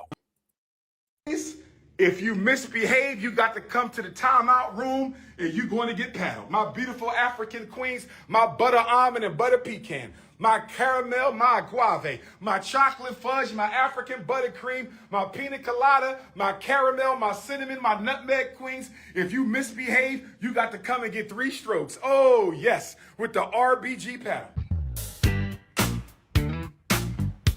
All right. Black Mario, that's y'all's principle. Scammer Visions, Bando Records. I did that video edit. Here we go. Question. The y'all's principle. Every time I turn around, there's another paint day going down. Another speech, another grand plan, another promise that began. Talking real big, talking real tall, got an answer for it all. Everybody looking to see how this story ends, wondering if the school ever opening. One day it's this, next day it's that, everybody laughing in the Cookie Crush chat. Is this the man that claims to be the boss? Every conversation turns into a cookie-free call. Ooh, the mold keeps growing. Ooh, the grass need mowing. Ooh, FDMG keeps rolling on. The Charles Principal. The Charles Principal. The one who's paddling your mom. That Charles Principal. Every week another big reveal. Every donation is money he steals. Oh, that Charles Principal. Ooh, the one with the speech for every occasion. That Charles Principal. Everybody singing while the groove rolls on, trying to figure out what's going on.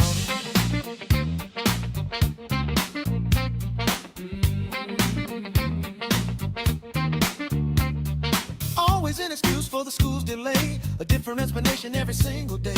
A cell phone and a park is all he needs when he should be applying for jobs on Indeed. The chat starts booming, the memes start flying. He starts screaming and you know he's lying. Scrubbing toilets, painting mold. Every year this story's getting old. Losing donors day by day. All donations increase his pay. Ooh, the mold keeps growing. Ooh, the grass need mowing. Ooh, FDMG keeps rolling on. That Charles Principal.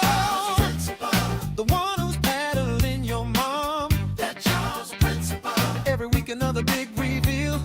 Every donation is money he steals. Oh, that Charles Principal.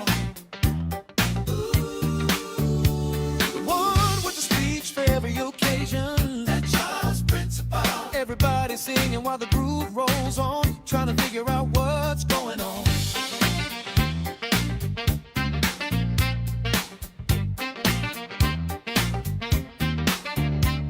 Now somebody asks one question and somehow gets a 30-minute lesson. Somebody tell me, is this your guy? 14 years and running with this lie. Cookie Crush chat, break it down. Is that him? Is that him? That's him. That's him. Is that another live stream?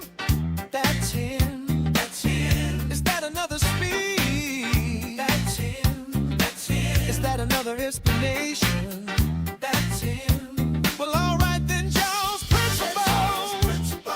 The one everybody knows by name. That Charles Principal. He keeps rolling on, and somehow the live's still holding strong. That Charles Principal. The one who always steals the show. That Charles Principal. A cuff to bedtime and a baseline smooth. Everybody laughing and feeling the groove. That Charles Principal.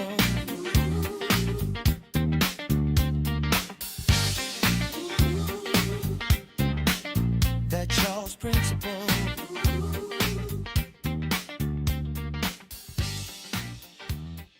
All right. Thank you guys. Shout out to Black Mario. There's more to come for sure. Thank you guys. There's a poll question too. Let's get into the main video. I know we but every time. Did Umar make a good investment when he purchased the bandos in Wilmington? 10% said yes, 90% said no. Make sure you get your vote in. Our goal for likes was 300, then it was 400. We are at 335. Okay, so if at any point you're enjoying the show, make sure you hit that like button. Okay, and I apologize for the audio issue too. I got to remind myself to check the batteries each time before I start the live stream. Okay, thanks again, Black Mario, for the super chat, but also thanks for the track. Okay. Brandon says those men in there, they're so proud to neglect their innocent children. That man yelled out, "Where in Pennsylvania he is abandoning his child with yeah." That's what we were covering earlier. Where Umar was doxing his baby mama, and it's sad to see men co-signing Umar and trying to play the victim. The true victim is the child. See, that's the thing I don't get. Like, you got to make sacrifices for your children. Someone was clowning me, and I just blocked them. But this was yesterday. They were clowning me because this room is small.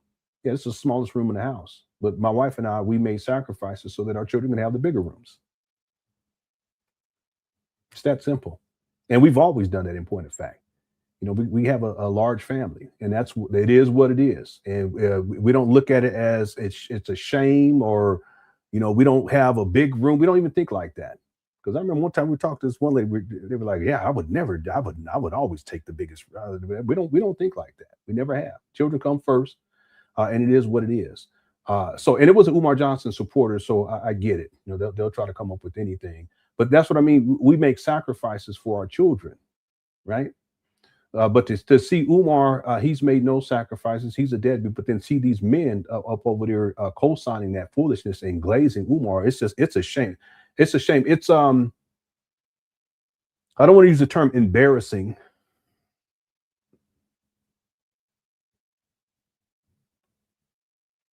It's definitely neglectful. Yeah, to me, it's disgusting. It really is. It's just, I don't get it. Why wouldn't you want to make sacrifices for your children?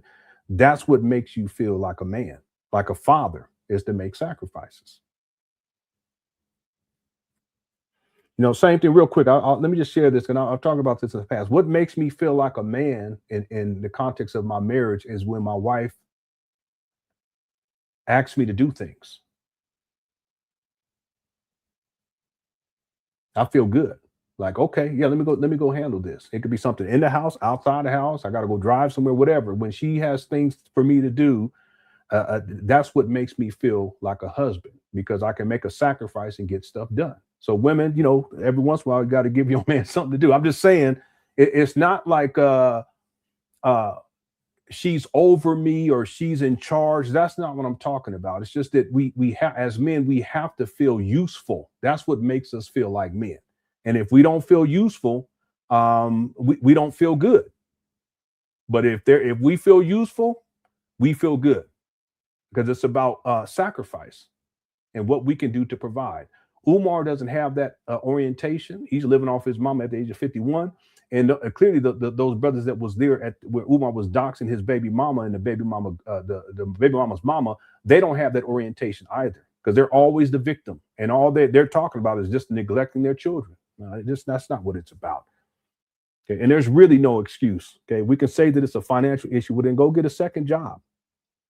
Okay, you got to go get a third job. Go get a third, whatever it takes, within the law. Okay, thanks, Brandon. Lewis Duck says he probably thought if he's not working, he doesn't have to pay.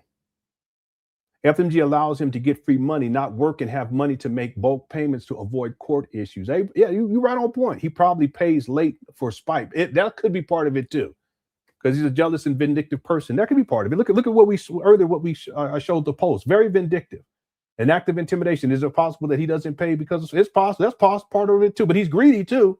But I can see him not paying, because that's how Umar is, and being like, yeah, I'm gonna show her. It's not about her. It's about the baby. What sacrifices are you going to make for your children?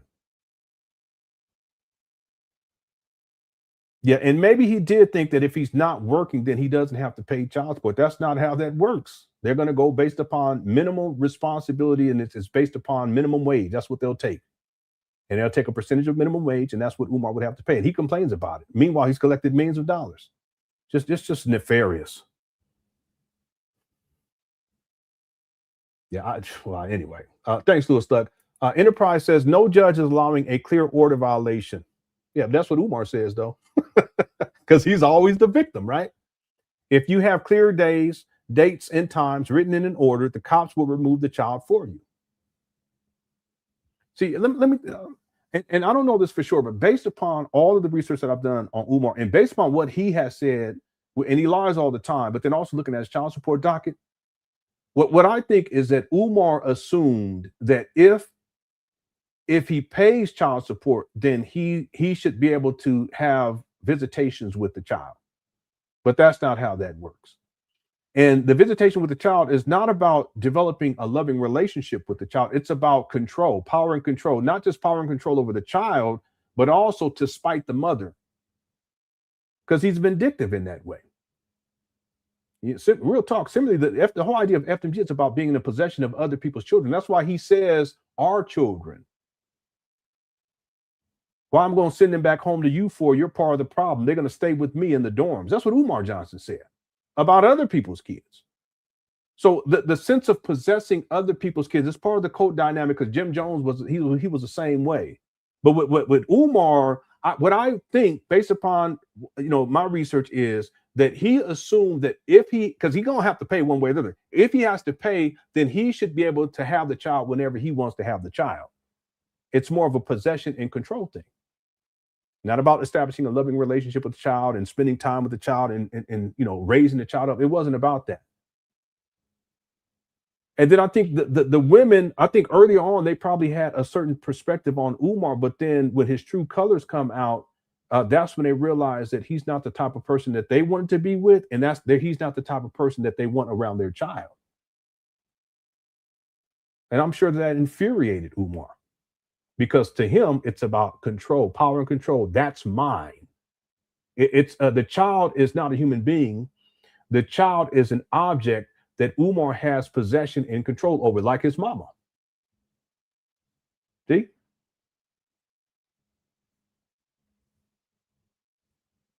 So I think at a certain point, Umar is not trying to deal with the court system. He's just trying to negotiate with the women to try to get control of the child. Because he could, if he really wanted to have the child in his life and he be in the child's life, he would have went through the proper measures to the court system, to family court, and get proper visitation or partial custody and stuck with that. But see, I don't think Umar ever cared about that. I think for him, it was more about power and control. That child is mine. It's a possession. It's an object, and I'm going to control it. Thanks, Enterprise. CJ says, my good sir, we need this more combative version of you more often. Well, listen, the issue for me is whenever Umar does these types of things to women, and in particular when he goes off on his baby mamas, it bothers me because they're not doing anything to Umar.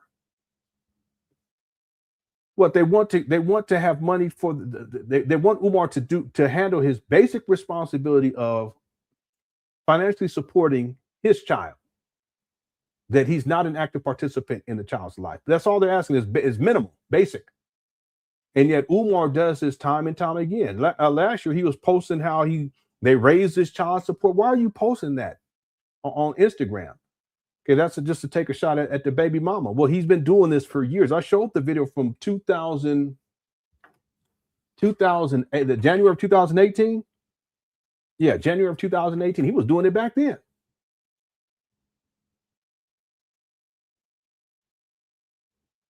And he's still doing it now, 6 years later. So when he does that, it just to me, it's unacceptable. And I will call it out. And listen, I really don't give a shit because right is right and wrong is wrong. And it's not just about the baby mamas; it's about the babies. See, I just don't get it. I don't get how any man could have that type of orientation towards their own child, to where they feel as if they don't have to support the child financially. And if he did, they wouldn't have been in child support. Anyway, thanks, CJ. Enterprise says they flock this fool like he real. Yeah. But again, we talked about this. A lot of the men who are around him are yes men. So, you know, I propose that many of them are deadbeats themselves and ain't got no respect for women either. Because if you have respect for women, you hear a man talk like Umar talking about women, you're gonna have a problem with it, and you're gonna say something about it. At the very least, you're gonna say something about it. But these men, they just glaze. They'll go right on with it, and it's the women's fault and blah blah blah. I don't want to hear that. Okay, and if in fact the baby mama is a problem, you chose her, you the one that got up in there raw dog and skeet, and then you want to complain after the fact. Well, control your thing. That's all it is. Control your thing. Save you a whole lot of trouble. Well, thanks, Enterprise. TJ says, Umar, why don't you use birth control? I know. But you know, Umar, let me stop. Let's not even go there. But you're right. He need that birth control. Okay. Leonard Umar deadbeat ways got you on. People are saying that. What is going on? I apologize. I ain't apologize. Shit. Let's keep going. Thanks on my mama. TJ says, appreciate Leonard fan. Okay, this is from Earth. I'm so behind. Thank you, TJ. Miranda says, hey, family, well said, Lenon. They need to get off their lazy ass and do something. Yeah, I get that from people from time to time where they think that they can dictate to me what I do on my YouTube page. Now, if I had more time, I would do different things, and I've invested quite a sum of money and equipment to do things that I've been wanting to do for, oh my goodness, it's been at least 6 years. And more recently, I invested in equipment to make it happen, but I just don't have the time, So it's two things. People are arrogant. They think that that they're so important. And it sounds like Umar. They're so important and they're so powerful. I don't even know who they are, but they think that way, and they think they can dictate to me what I'm going to do on my YouTube page. First of all, you're not that important. I don't even know you. But second of all, don't presume that somehow you have that level of authority where you can dictate to me what I'm going to do on my YouTube page. I'm a grown-ass man. Real talk. When I have more time, I'll do what other things that I've been wanting to do. But in the meantime, the people who say that, get up off your ass and go talk about what you want to talk, what you want me to talk about. Why would you think that I'm supposed to talk about what you want me to talk about? Why don't you do it yourself? Well, this is the thing that they say, well, we have so many more important things to talk about. What you mean we? Well, if you got more things to talk about, then you should go talk about them. Who am I? I'm your puppet? I don't think so. I'm my own man. I'll do what I want to do, and it's the right thing. So I'm gonna keep doing it. Cook our chest on the people. Let's go. Thank you, Miranda. Louis Suck says he probably had tears and snot running down his face and asked the cops during the arrest, I can't go home. Can I call my mama? You're gonna be worried. And it's close to bedtime. He's talking about Umar. His nephew said he got arrested for not paying child support. Umar talked big and bad about the police, but as soon as he get around them, hey boss, he starts sniffing and blinking. Umar be smacking and shit. I can't go home. All right, thanks, Luce. Well, I wish I could see that not the webcam. What's the thing they call that they have? What you call it? Thanks, Luce. TJ says that's wild. He's been asking for donations since former President Bush was in his last term. Think about that. In 20 years, he'll be begging. Yeah. So let's see. He was asking for donations for FDMG in 2010, according to Black Dot. There's other people too that stated that he was asking for donations. Other thing though too is he was collecting donations not just for FDMG, the school scam, but also for other FDMG related projects. So we need to keep that in mind too. But we're talking 16 years at least. So we can go back and look who was the president 16 years ago. Who was the president in 2010? Let's see.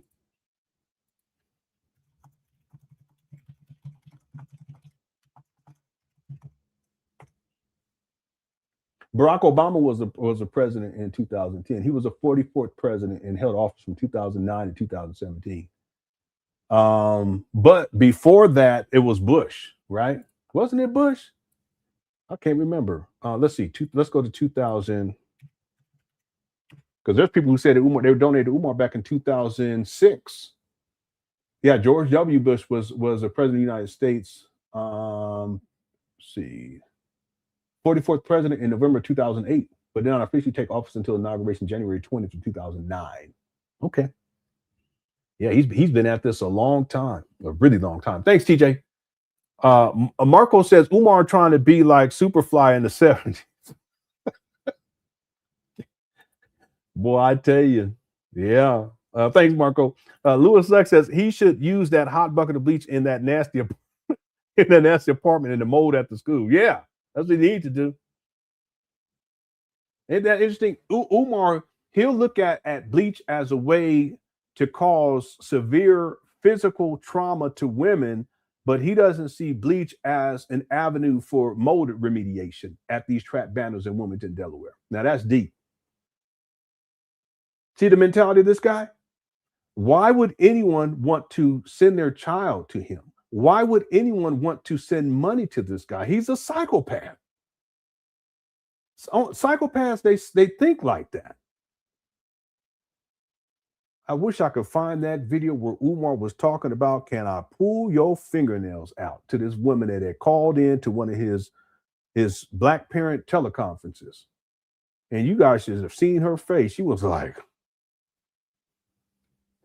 thanks, Louis Luck. Kadar says the fact that she didn't ask him to leave is crazy. Yeah. I haven't seen that whole interview either. James was the one that brought it to my attention. So who knows what else he says in there? And I'm wondering if he actually gives an update on FDMG. That's what I look for. Same thing when he's on Big Loon. I don't know if he mentioned FDMG or not, but if he doesn't, I'm not going to bother. But if he does, we'll get into it. Thanks, Kadar.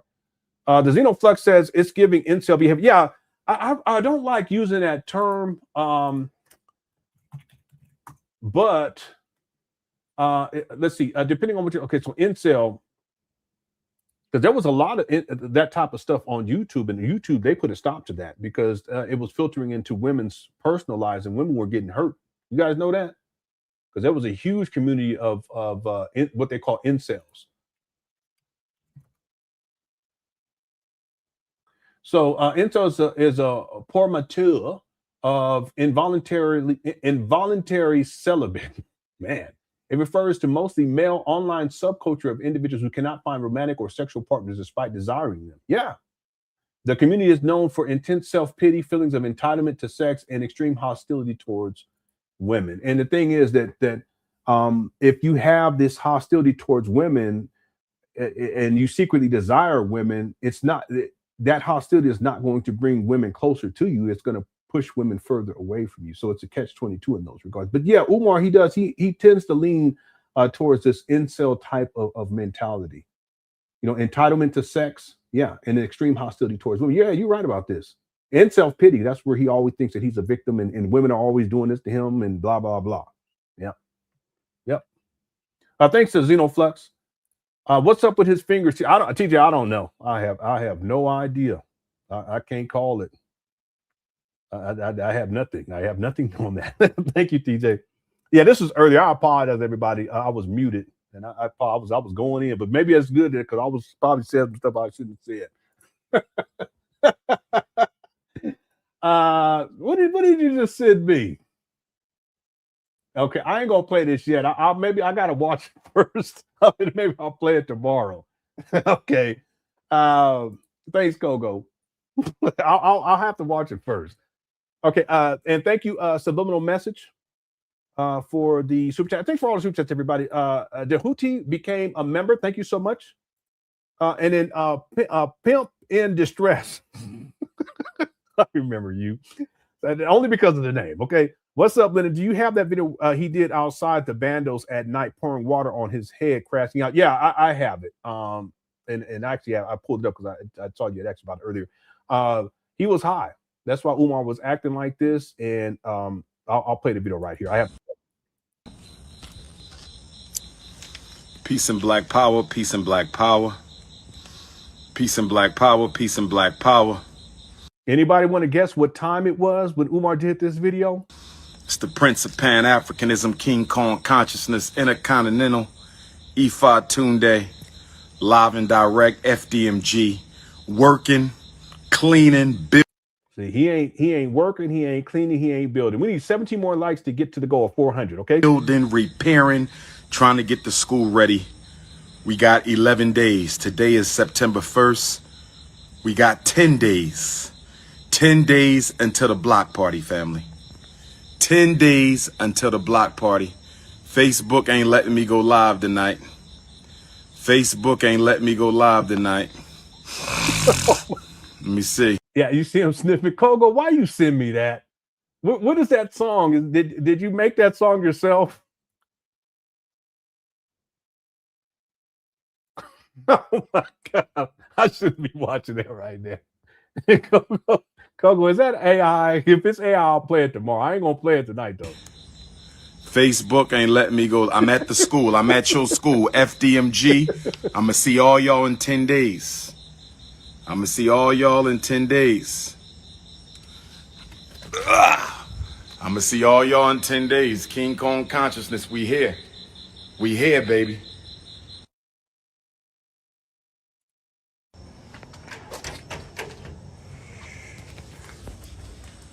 We doing that work. We doing that work. Yeah, he was what was that? Yeah, hold on a second. I'll be right back. I heard some kind of crashing sound. 1 o'clock in the morning, I don't wear a watch. I can't be clocking the time. This my block, Ifa Tunde Avenue. This Dr. Papa Boulevard, this is my spot. I'ma see all y'all here in 10 days. The countdown begins, baby. It's September 1st. We got 10 days. What you gonna do? FDMGfestival.com. I've been working all day, cleaning. 1 o'clock, I'm still working. I'm still working. Got the water. Got the water. Got the water. Blah. I'm working. I'm working, brothers and sisters. Getting ready for your festival, your block party. Yeah, see, he was so smoked out. And the thing is, he was hot. So whatever he was on, he had to cool himself down. Your coming out show. Getting the food ready, the vendors ready, performers ready, the giveaways is Coco, is that music AI? Is that you saying yes to that? Let me know when, again, because I'm gonna play it. Why not? It's been one of them the kind of live streams. Ready. The t-shirts are ready. The mugs are ready. The bumper stickers are ready. Burgers, hot dogs, snacks, the fashion show, Universal African Dance and Drama, Afro-Ricans. If you identify as African, you can come. It's an African family festival. It's an African family. I know, Bridget. He said my spot, like he lived there. That's his spot. He do. That's the kicking spot. Festival, baby. I'm here. I'm on Dr. Papa Boulevard, Ifa Tunde Avenue. This is the real Wakanda. Wetting the locks. Ooh, it feels so good. Woo! Yeah, he's tripping. Woo! I'm happy to be nappy right now. Yeah, this is tweaking time. Hit the Cash App $ FDMG School. Hit the Cash App $ FDMG School. I'm not playing with y'all. I'm not playing with y'all. Woo! This water feel good at 1 in the morning on Dr. Papa Boulevard. This water feels good at 1 in the morning at Dr. Papa Boulevard. This water feels good 1 in the morning at Ifa Tunde Avenue. This water feels good 1 in the morning, Ifa Tunde Avenue, brothers and sisters. I'm not done. Woo! He been blazing it up 1 a.m. and he burning up, so he got to cool himself down. That's why he keep asking for money. Woo! I'm getting high off the people. See, listen to what he says. Look, Tony was like, "Yeah, I was right. She knew what time it was." She said, "I know what time that Pookie come out at night. That's at 1 a.m." Yeah. Ifa Tunde Avenue, brothers and sisters. I'm not done. Woo! Woo! I'm getting high off the people because I loves the people. I serves the people. Hit the Cash App. $ FDMG School. Hit the PayPal. He needs money. There's people who haven't figured that out. They still think that this money is going towards these bandos. PayPal.me/FDMG Academy is going down, baby. It's going down in 10 days. It's going down in 10 days. E5 Tunde Avenue, Dr. Papa Boulevard is going down, baby. I don't know what to tell you. I don't know what to tell you. Come get your black Superman FDMG tee. Come get your black Superwoman FDMG. Well, let me ask y'all a question right quick. Let's say it was 1 a.m. Okay, I know this is ridiculous. Let's say it's 9 p.m. and you went outside to put out the trash, and there was a guy sitting on the corner across the street looking at you like this. What would you think? What would you say to yourself?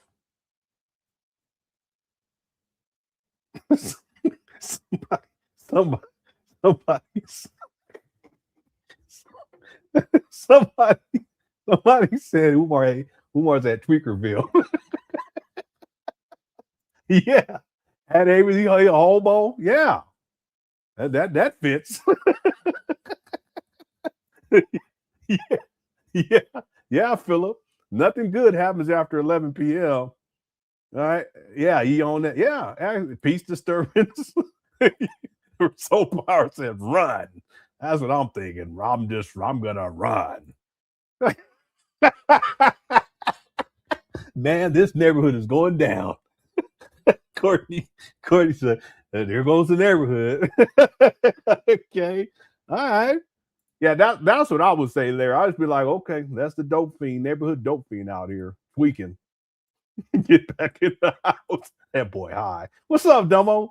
Yeah. Let me get inside. Sorry, sir, I don't have any change. Let me get out this chat room. Is that so? He said, yeah, well, that's definitely not a school principal. Let me get out of here. Let me lock my car doors. Okay, let me get out of here.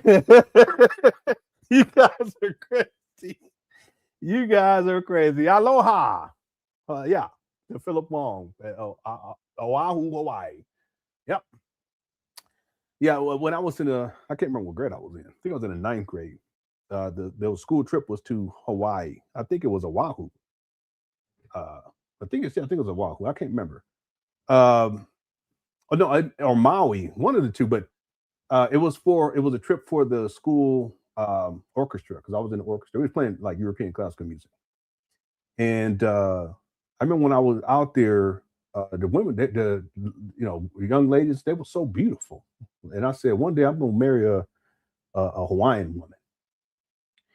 So fast forward, like, I don't know, 15 or 10 years. Is that right? Yeah, a decade later or so, I meet a little over a decade. I meet my wife, and we get married. But I didn't realize, and I didn't find out until later, that she was actually born in Hawaii. See how that works? All right. Okay. Anyway, so this is the video. Umar, he's tweaking bad. Come get your black super youth. I don't think he pours any more water.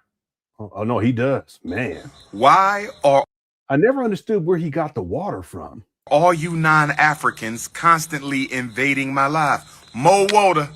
Woo! Woohoo!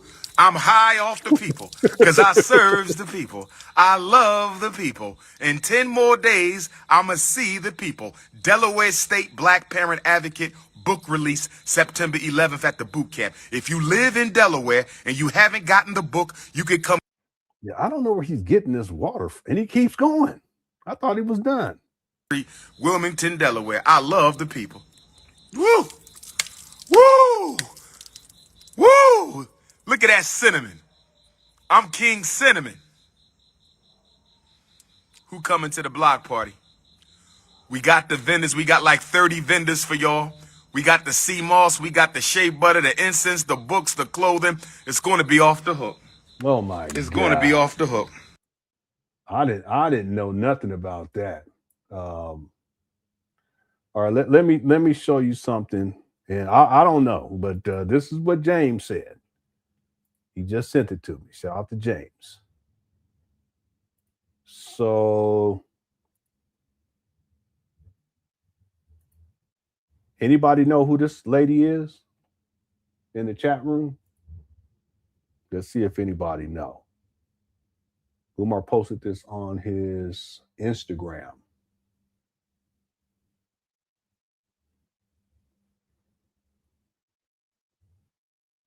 Anybody know? Marco may know. He says, "Oh, that I don't know. Anybody know the name?" No, that's not Barbie the cook. That's not her. Someone said it's a rapper. What's up, Derek? What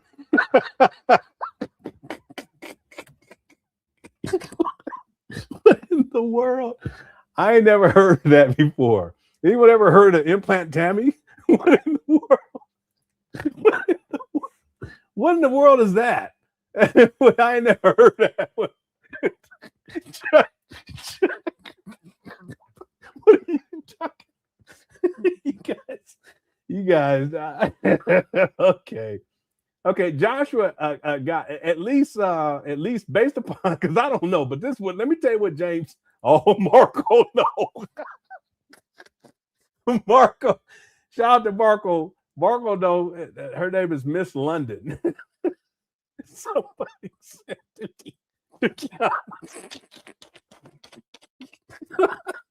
oh my God. All right. Well, you guys, somebody said BBL Betty. Oh my God. What was the other one? Implant Tammy and BBL. Implant Tammy and BBL Betty.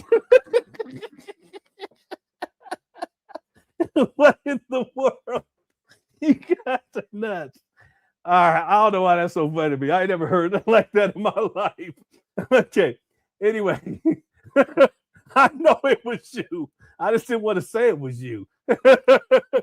Okay. So this is what James said. He says, Umar posted a picture with Miss London. She's a big porn star. Oh, this is a mess. Who was it that said that earlier?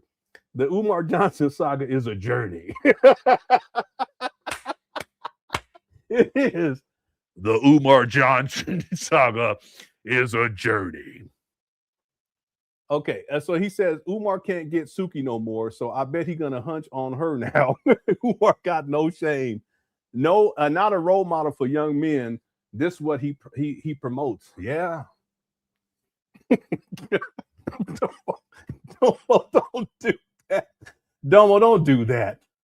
Okay. All right. Somebody says silicone.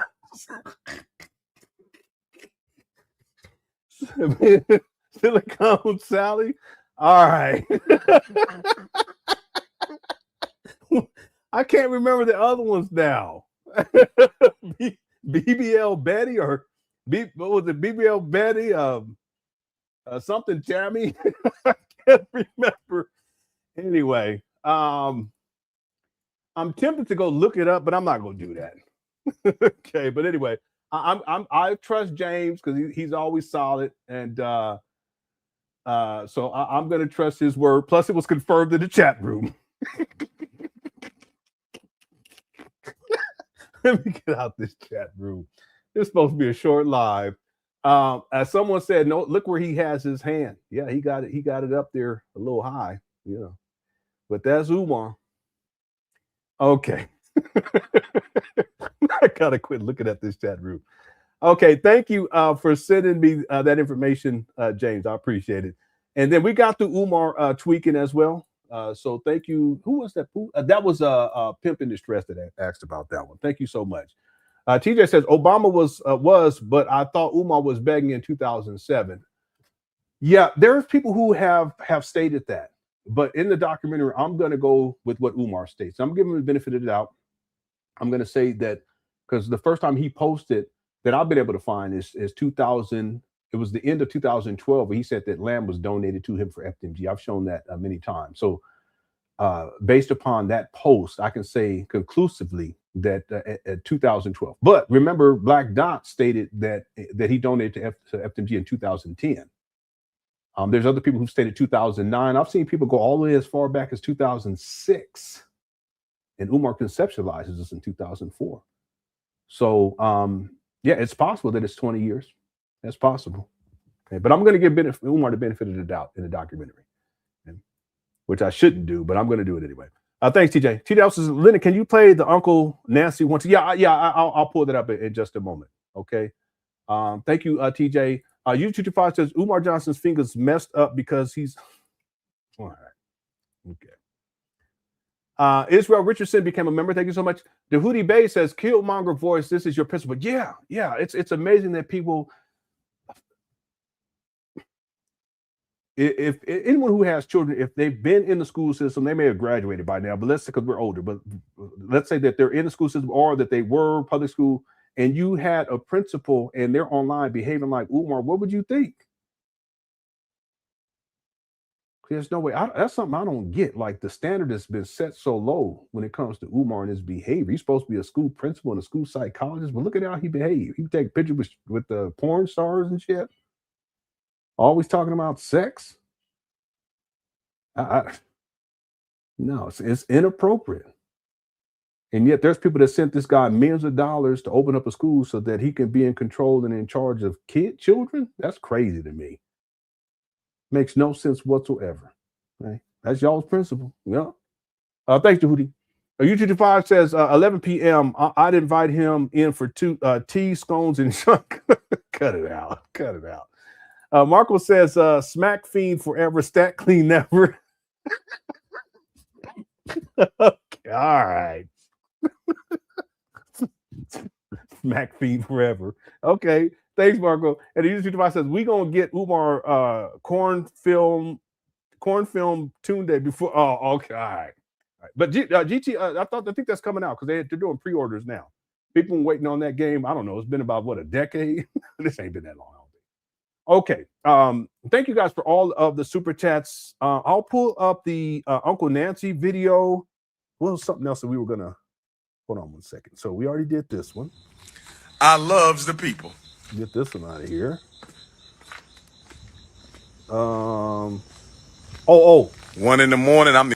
So let me do this, and then I'll pull up the Uncle Nancy video. You know what we'll do? Let me play this because Kogo sent this to me during the live stream. I'll play this, and then we'll watch the 1, 2, 3, and then we'll close out. And then I'll be back tomorrow, and we'll go right into. I'm gonna change the title to this video, dealing with Umar Johnson and his baby mama drama. I'll title it something like that: baby mama drama and child support. And then tomorrow we'll pick up with where. Wow, there's 806 people here still. We'll pick up where we left off yesterday. Okay, I wasn't even planning on live stream tomorrow, but that's what we'll do. We'll do that tomorrow. Okay. I got some time off too coming up here, so we're gonna be getting it in. So this is what Kogo sent me right here. Here we go. On top of that, Umar got the bumpity bump. Oh, bumpty bump, bumpty bump, bumpty bump, bump, bump, bumpty bump, bumpty bump, bumpty bump, bump, bumpty bump, bump, bump, bumpty bump.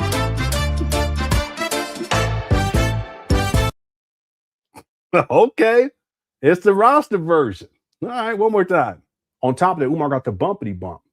Oh, bumpty bump, bumpty bump, bumpty bump, bump, bump, bumpty bump, bumpty bump, bumpty bump, bump, bumpty bump, bump, bump, bumpty bump. Yeah, man. Okay. I got another picture though of that. The one that I don't mean because I don't even like talking about it, but there's a picture that Tariq posted. Let me see if it pops up. Yeah, here it go right here. Because he was in Hidden Colors and he had it then. Yeah. Yeah, it's. Let me get that off of there. I mean, I don't like bringing it up, but man, that's what I'm saying. He's reckless out here dealing with these women and potentially passing stuff along. Yeah, there's another picture though too. Let me see if that one pops up. Yeah, here you go. This is the one that Tariq posted. See, this is when they were beefing. Maybe we can do the Tariq beef roast and the Umar crash out prior to Tariq roasting him this weekend. I would have to go in and edit and beep stuff out though, because that was crazy. But again, he has some serious issues here, and there's two things. One is he's sexually promiscuous, so that's a problem, because if you have these types of issues, informed consent, partners should let. But again, there's no commitment, there's no respect, so it doesn't matter to him. But the other thing too is that he has a propensity to kiss women without their consent on their cheek. I call it sneak kissing. Let me give you an example.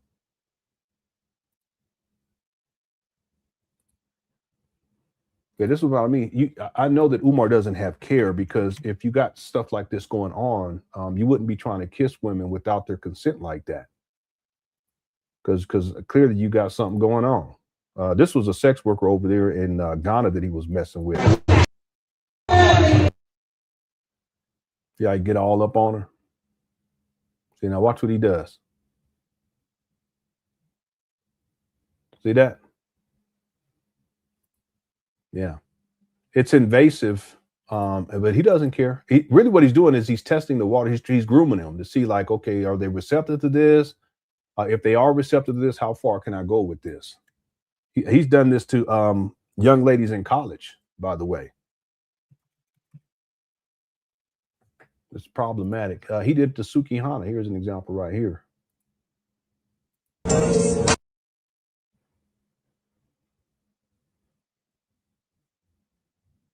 See that? One more time.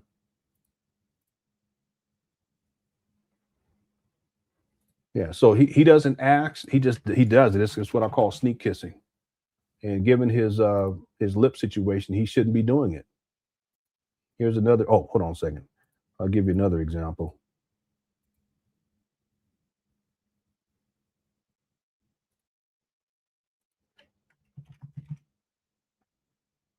Okay, here's one from 2021. Hold on. Oh, look, Serenity. Stay live. Here, actually, Doc, move over. Do it right in front of the balloons. Picture right in front of the balloons. That would look more nice. Hold on 1 second, lady. Oh, size 8. Come over here, baby. Come over here. Yeah, Doc, move in the middle of the balloons. Yeah, this was the first block party. He needs to go out first. The middle, doctor, right here in front of the balloons. Go in safer line.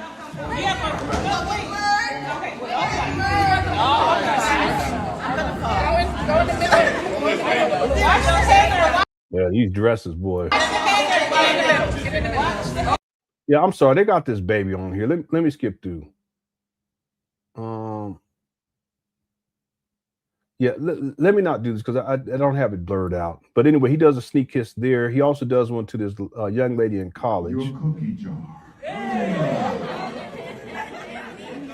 Do not let anybody manipulate your innocence and your privacy into an opportunity that you will later regret.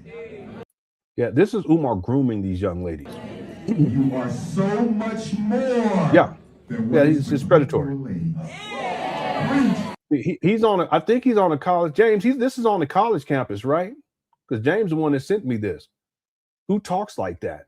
But he's grooming these young ladies. And that not only. Yeah, you're right. You're absolutely right, Emerald. He's the main one.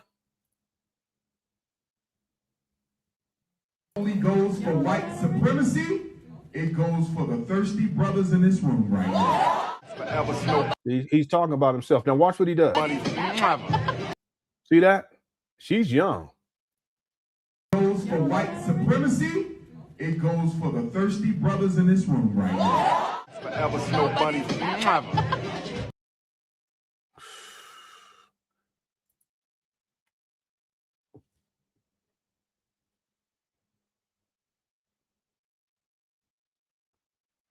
If that was my daughter and I was sitting in there, I would have been in jail.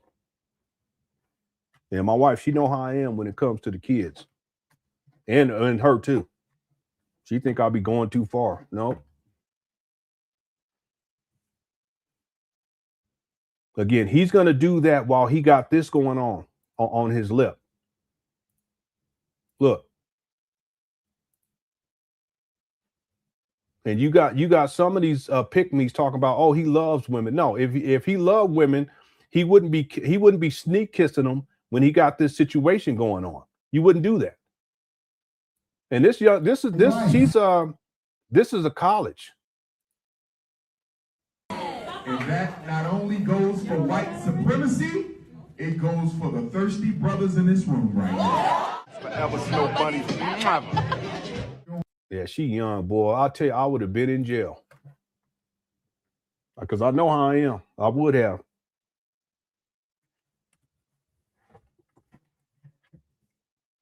What is he, 50 in that video? 51?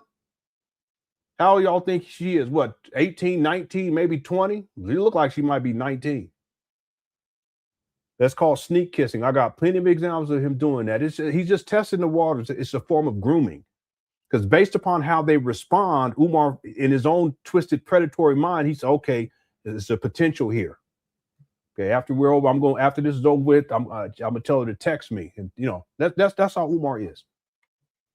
He'll do it to these porn types, meaning Suki Hana and that other porn lady from over there in Ghana.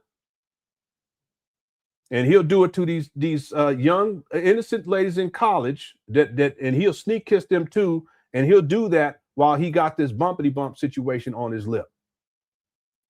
Shouldn't be doing it in the first place. He's predatory.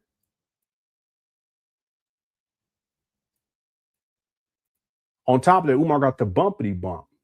Oh, bumpty bump, bumpty bump, bumpty bump, bump, bump, bumpty bump, bumpty bump, bumpty bump, bump, bumpty bump, bump, bump, bumpty bump.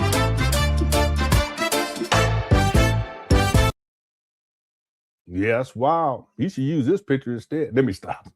Anyway, thanks, Coco. I wasn't gonna play that, but I said let's just go there because I've been going off tonight.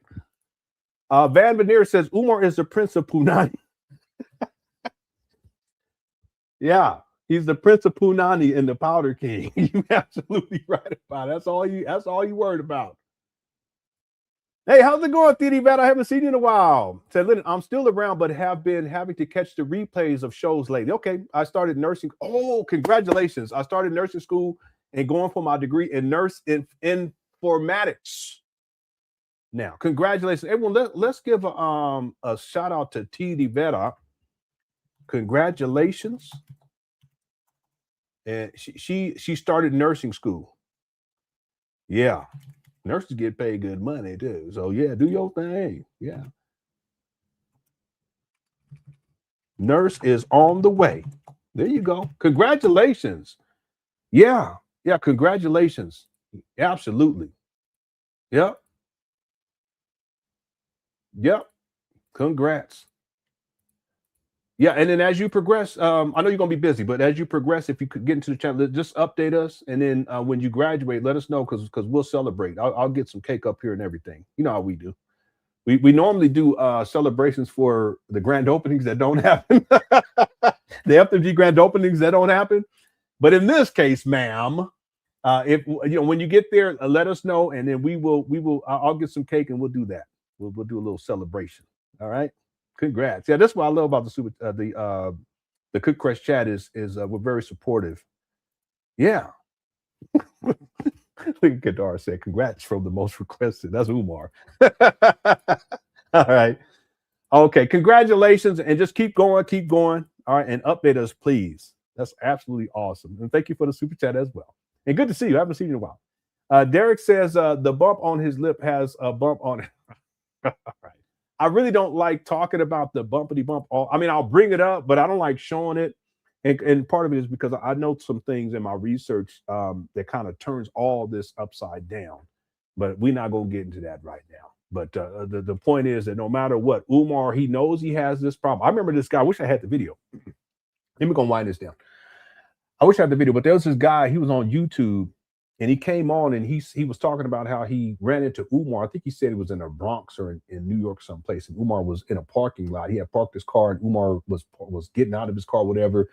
And Umar gets out and the brother approached him because he knew who Umar was. And he says he was so disappointed because Umar had all these open, I don't know how he explained them, like open sores, like on his lips. And back then I had no idea because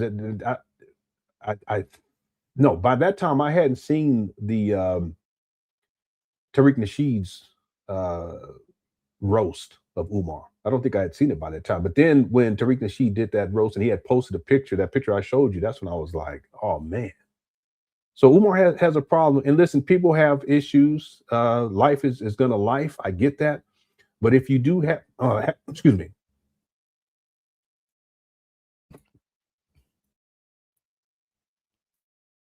Yeah, sorry about that. I had to clear my throat. If you have these types of issues, you shouldn't be kissing anyone without them knowing and without their consent. They should know about that in the first place. It's intrusive. So this is one of the reasons why I had a problem when Umar was trying to sell onesies for babies, because he lives in filth. Then you got these other issues. He's filthy. So you trying to sell clothes to children? No. That's no. But the point I want to make here is that he shouldn't do that in the first place because it's a violation of people's personal space. But the fact that he has this lip thing, this bump on the lip going on, it goes to show you that he doesn't care because he could be passing something along. And I don't know exactly how that would work, but even still, if there's any type of chance of passing something on to someone else by kissing them or whatever, he shouldn't be doing it. Okay, but he wants to groom. He wants to groom to see how far he can take it, to see if potentially he can have sex with these women. And in one case, it's a college age student. Just sick. Okay. Let's do this to close out. I'm going to play the Uncle Nancy 1, 2, 3 video, and then we'll close out the show. Tomorrow we'll come back. I hope I didn't forget anything. I thought that was something else I was supposed to be pulling up. I forgot. The Hootie says that bump is one of no, let's not do that. Let's not do that. I'm sorry. The school will open when they find Jimmy Hopper. Okay. Thanks, man, for there. Thanks to Hootie for some chat. And then Mrs. Mountain, how's it going? Says, oh my God, that damn bumpity bump song took me out. Yeah. Kogo put it. He just sent it to me. Now I didn't want to play it though because I was like, let me make sure I watch it before I actually pull it up. But I went ahead and pulled it up. Okay, I'll put it in the archive, so it'll be there. I'm sure I'll pull it up if Umar pissed me off again. It's just when he did the child support thing and going and doing that to his baby mama, it really rubs me the wrong way. Okay, so I have the right to, during this live stream to go off. Okay. So let's do this. And thanks, Mr. Smart. Good to see you too. Hope you're doing all right, sis. Mr. Smart has been around a long time too. Okay. So let's do this 1, 2, 3, and then we'll finish out with the outro song. And so here is, someone had requested this earlier. I think this is it right here. Lord, give you access to the thing that you need. Our religion has brainwashed you. Okay? I want to give you a ritual that you can use. This is my ritual. Here you go. You can come up with your own ritual. Remember, this is not religion. This is spirituality. Spirituality is flexible. Spirituality is dynamic. Spirituality is modifiable. Spirituality is an open road. This ain't religion. Nobody's coming to you and beating you over the head saying, you got to do it this way. That's religion. That's spiritual dictatorship. This is not a spiritual dictatorship. This is not a spiritual dictatorship. 215-989-9858. 215-989-9858. And once we get the Frederick Douglass Marcus Garvey Academy open, every night when we do the fast next year, because we're doing this every year. We're doing this every year. When we do the fast next year, every night we're going to break the fast inside the school. Wilmington, Delaware. We're going to break fast inside the school. What in the world is he talking about? This is 2020. And for those of you who can't be at the break fast in the evening at FDMG, we will put you on the big screen so you can still tap in This as guy we be break lying. fast, and we'll probably He have just some make up activities. anything. We want to make this fun because we're doing this for the race.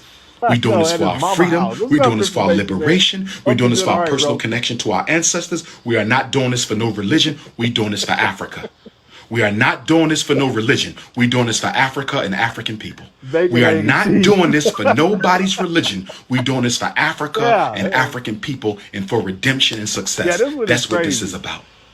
So let me give you my ritual. I remember we first watched this one. I didn't know what was going on.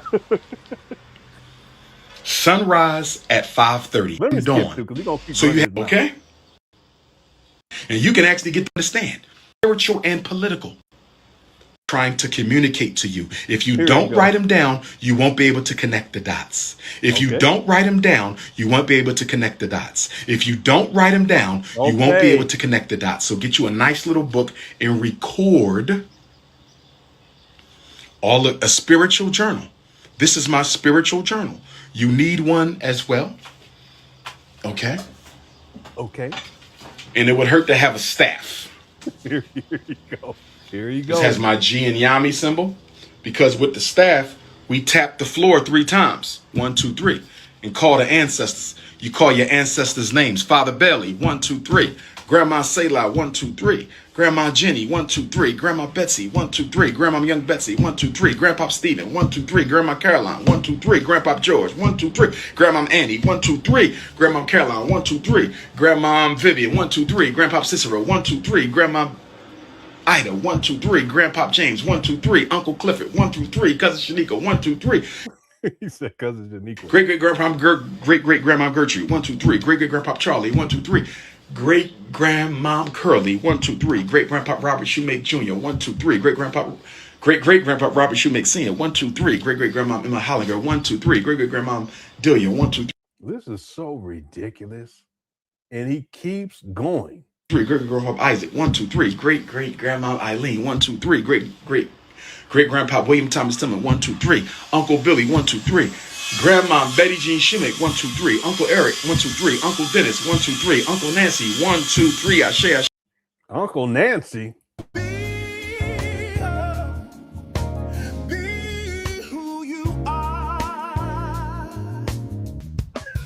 This message is for you, Big Papa. There's Uncle Nancy. Grandma Caroline, 1, 2, 3. Grandma Vivian, 1, 2, 3. Grandpa Cicero, 1, 2, 3. Grandma Ida, 1, 2, 3. Grandpa James, 1, 2, 3. Uncle Clifford, 1, 2, 3. Cousin Shanika, 1, 2, 3.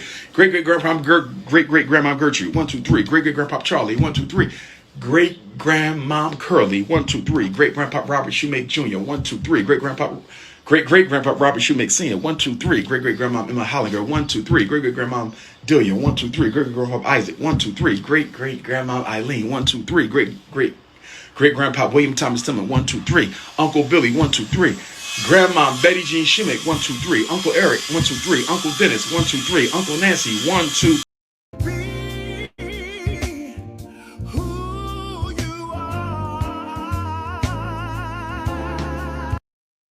Well, those chords, boy, I wish I knew those chords. And you spill the water on your plant. Spill the water. 3 taps. 3 taps. Ah. Look at this guy. My incense is starting to get to me. So you do your 3 taps, right? I'm not crying. That's just the incense. My incense got stronger when I start calling the ancestors, right? Oh, cut it out. What are you talking about? That sounds like when he said the phone got blowed off and it was Mama Oya. Cut it out. And then after you do your 4 ancestral lines. These are 4 ancestral lines. You'll turn that heat down. After you do your 4 ancestral lines. Then you call your African racial ancestors, right? Your African racial ancestors, okay? I'm going to do an oral live, babe. Marcus Messiah Garvey. Henry Highland Garnett. You going to do a what? What did he say? What in the world? After you do your 4 ancestral lines. After you do your 4 ancestral lines, then you call your African racial ancestors, right? Your African racial ancestors, okay? There you go. What's up, D? I mean, D Will. I'm going to do an oral out, babe. Marcus Messiah. No, Diddy. I have this comedy routine, and one of the jokes is, let me not do that.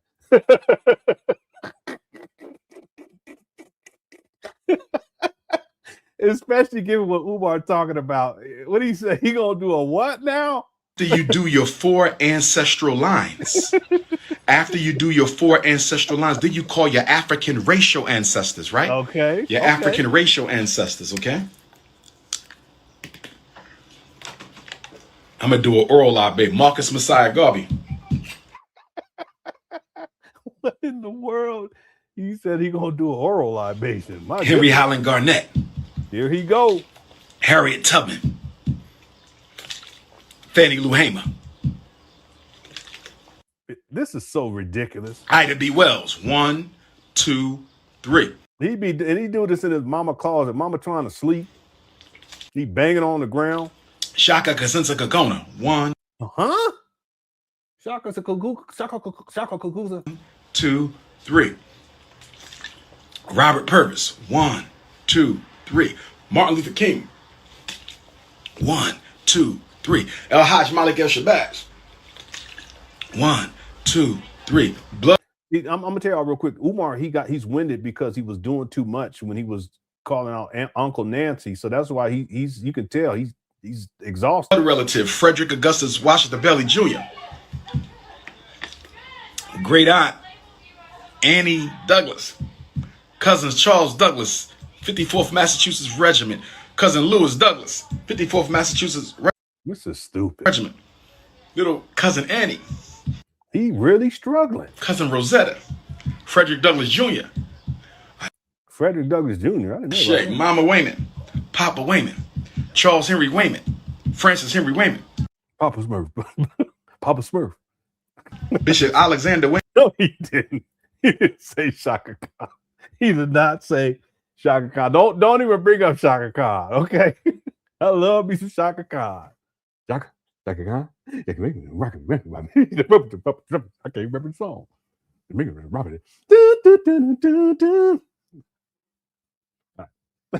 Anyway, thank you. 7 Bishop of the AME Church. 1, 2, 3. What in the world? And you tap. Calvin Okay? I got this in Ghana, but you could get a stick. Go outside and get you a stick, a strong little branch, something strong, and you tap. Tap the ground. The ancestors are in the ground, right? But their spirit, yeah, this is weird, travels all over. You tap that ground and you call up them spirits. No, Okay? You better quit playing. That's how that goes, brothers and sisters. I'm looking forward to it. I haven't fasted in 11 years. Some of y'all said you don't know your ancestors. Well, guess what? Guess what you're going to spend your time doing while you're fasting? Recreating your family tree. It's time for you to recreate your family tree. Find your ancestors. Remember, even if you don't know who they are, they're still with you. They're still with. Some of y'all think you got to know their name. No. After you call the ones you know, you say, all of my ancestors near and far. Yeah, if you don't get out your mama closet, you're doing too much. Cut it out. Just get out your mama closet. Okay, let's close this out. Rated Arthur Robinson says, does he shave his mustache so he can so he has a clear entry to the coke? Okay, well, there's people who have stated that. They've alluded to when he shaves off this part right here is for that purpose. I don't know. You know, I don't know. I do know he has some substance abuse issues. Clearly, I played the video earlier. Someone had I think it may have been you that asked for it, where he's outside and he's pouring that water on his head at 1 a.m. He was tweaking. I think it was earlier this week. I played the video where he was on something and he had to lay down. He was laying down in the grass. Same thing with that video where he was in the gym a long time ago. He was laying down on the and he was live streaming at the same time. He was tweaking. So I mean, again, people, they think that they're sending this guy money so that he's going to open up a school. No, he has no intention of opening up a school. Most of this money he's used on himself.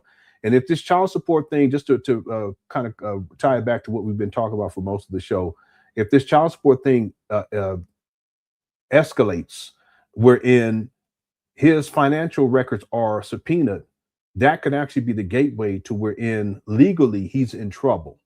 And this could also escalate even further to where it's outside of family court, and then we're getting into the IRS.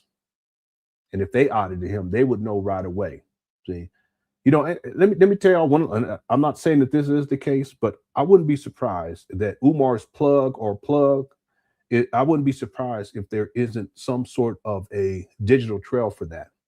I would not be surprised. So Umar, you keep running your mouth and putting these baby mamas' lives in jeopardy, and your own daughter's lives in jeopardy too. You keep running your mouth. I'm gonna tell you right now, homeboy, karma is undefeated. So you keep fucking around, and you're gonna find out. Thanks, Rated R for Robin. TJ says my favorite video. Oh, you welcome. Yeah, you welcome, man. Yeah, we probably got to do a show where we can just pull up with people with your favorite video, Umar video. Thanks, TJ. Miranda says he's calling up them devils. That's what's wrong with him. All the evil spirit. Listen, Umar, he has a lot of darkness around him. He has a lot of darkness inside of him. That's why he's the way that he is. And it's not recent either. It's not recent. So I propose that Umar's been a problem since he was a child. See, anytime you can, at the age of 51, if you can get on someone's podcast and say that these two women that are going to be your wives, if they're having relations with each other, that you're going to throw hot, what did he say? Hot. I can't even think what it was. It's crazy. Hot bleach. He gonna throw hot bleach on them. You got to be a dark and sinister person to be thinking of something like that, let alone say it. SETI rant. That's just all darkness. This guy, he's a Sith. He's Sith.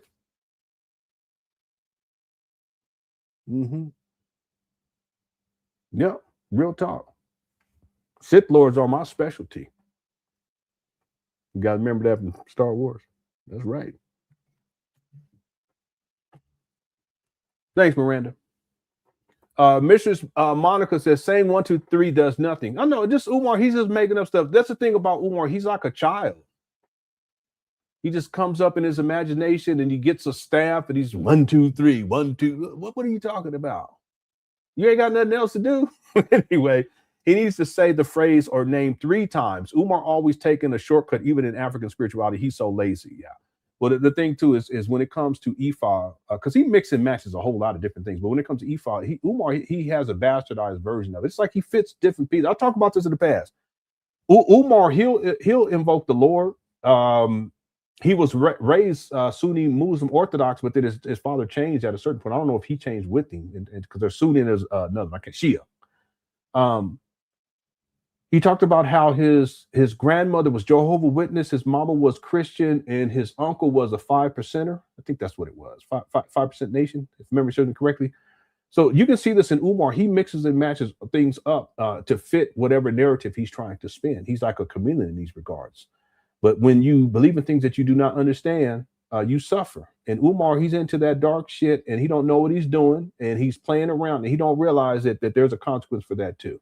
Okay. Anyway, I'm gonna leave it right there. Thank you, Mistress Monica. U225 says, I tried this and I got yelled at by Genghis Khan. That's us from early. Cut it out. Cut it out. Okay, and then Kadar says, after I do my 4 ancestral lines, I call the plug. Yeah, basically. That's Umar. Thanks, Kadar. Keonce says, Nino Brown 1, 2, 3, Dolomite 1, 2, 3. Yeah. Thank you, Keonce. You all remember that scene from Martin where he was playing Nino Brown? That's probably one of the funniest scenes I've ever seen in anything. That was hilarious. If y'all ever seen that hit the one, it's probably on YouTube. I wonder what you would have to look up the Martin Show, New Jack City. That was hilarious. Thanks, Keonce. User Device says, I haven't fasted in 11 years. Yeah, we can tell. Okay. All right, thank you. Derek says, we had way more than 4 ancestors. Yeah, he had way more than 4 ancestors. Yeah, that's what I'm saying. A lot of times I think with Umar, he gets on, not a lot of times, but there are times where he gets online and he's just smoked out at that time. And he'd be tweaking and he ain't got nothing else to do. He's just sitting around. So he just, I'm going to get online. She ain't thinking straight. Kobe Bryant rant. When he was sitting out in front of those bandos and he's talking about back-to-back Memphis and he's running his mouth, then he starts zoning out. He's tweaking. When he's pouring water on his head, he's tweaking. When he's laying in the grass, he's tweaking. There's quite a few of those types of videos out there. Yeah, but I think what happens is he gets on that stuff and he's just not thinking straight. He's not saying, okay, how is this going to look to the audience? He ain't thinking about that. It's just he start pushing buttons. He gets online and start running his mouth, tweaking. Thanks, Derek. CO says, after you do your 4 Coke lines, 1, 2, 3, okay, all right. Thank you, CO. Miranda says, if you don't know your ancestors, do like Umar Johnson and make up some ancestors. Yeah, I don't know why in the world he said Uncle Nancy, but he said Uncle Nancy. That's Umar. Thank you, Miranda. And then Kadar says, strong alpha males is what I'm looking for. That's what he said, not me. And what he called me. Anyway, we're going to leave that right there, okay? Okay, thank you guys. Thanks for all the super chats too. I appreciate everyone and all of your support. Thanks to the mods for handling business. I will be cleaning out the mod. I don't know what to call that. All the mods, because there's a lot of mods that aren't here anymore. And I'll hand those wrenches out to other people. I've been saying that for months now, but I'm gonna get to it. Tomorrow I'm gonna change the title of this show after this show's over with.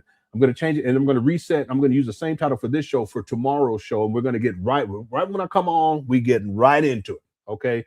And that way we can get through all of that. I do plan on live streaming on Friday because I'll be off on Friday. And then over the weekend, we got marathon. So we got plenty to get into. Okay. All right. By the way, there is a poll. Let me close out this poll, by the way. Did Umar make a good investment when he purchased the Vandals in Wilmington, Delaware? 90% said no, 10% said yes. Thanks to everyone who voted on that poll. And our goal was 200 likes. We got to 383, 400. Wow, 460. Okay. Fantastic. Thank you so much. If you enjoyed the show and you haven't hit that like button, go on and hit it. Let's see if we can get to 500 before we get up out of here. It's one other thing I want to mention. Oh, yeah. So I have a poll on my community tab. Make sure you vote on that because we're trying to figure out what we're going to be doing over the weekend. We're going to do a live stream marathon on Saturday or on Sunday, or we can do both. Maybe we could do Saturday, and it is, instead of doing like a long one, we could do like maybe a 5 or 6 hour one, and then we could do another 5 or 6 hour one on Sunday. We can do that, but make sure you vote on that, and then I'll report back to you guys tomorrow on where we're at. Okay, thank you guys again for tuning on in. Thanks to the mods, as always, for handling the business, and I appreciate all of you guys and all your support. Cookie Crush Chat is undefeated, and as we always do. With my message. Thank you, Sister Avanti, $10 coming on the Cash App. Thank you, sister. Next time, make it 20, but thank you for that 10. I know you barely had that. Thank you, sister. All right. Yeah. Good brothers. Thanks, Soul Power. Mr. Clark, good to see you too, sis. Malika, thank you. Thank you for tuning on in. I appreciate you. You've been around a long time too. Baba Diddy, here we go. Make it 20. Thanks, Francisco. Next time, make it 20. She came up smiling after the program was through.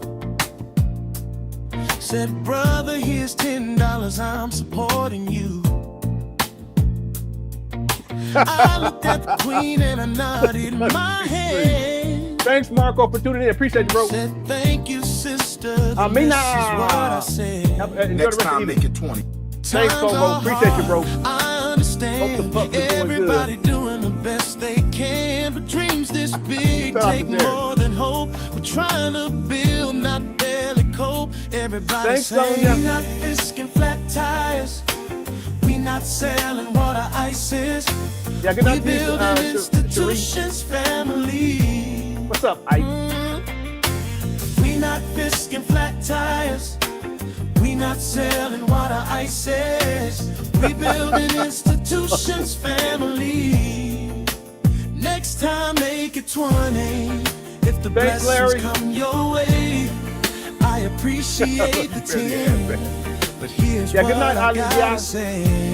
What's up, Kev? Next time, make it 20. Let the whole congregation see. Yeah, I sure did. Yeah, a lot of action going on in the NBA. Yeah, maybe tomorrow I'll come on and just talk NBA for a couple of minutes. We'll see. Thanks, Kalaga. What's up, May? Thanks, TJ, for tuning in, bro.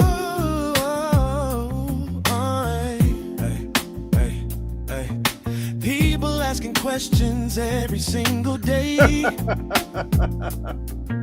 How you gonna build it? How you gonna pay?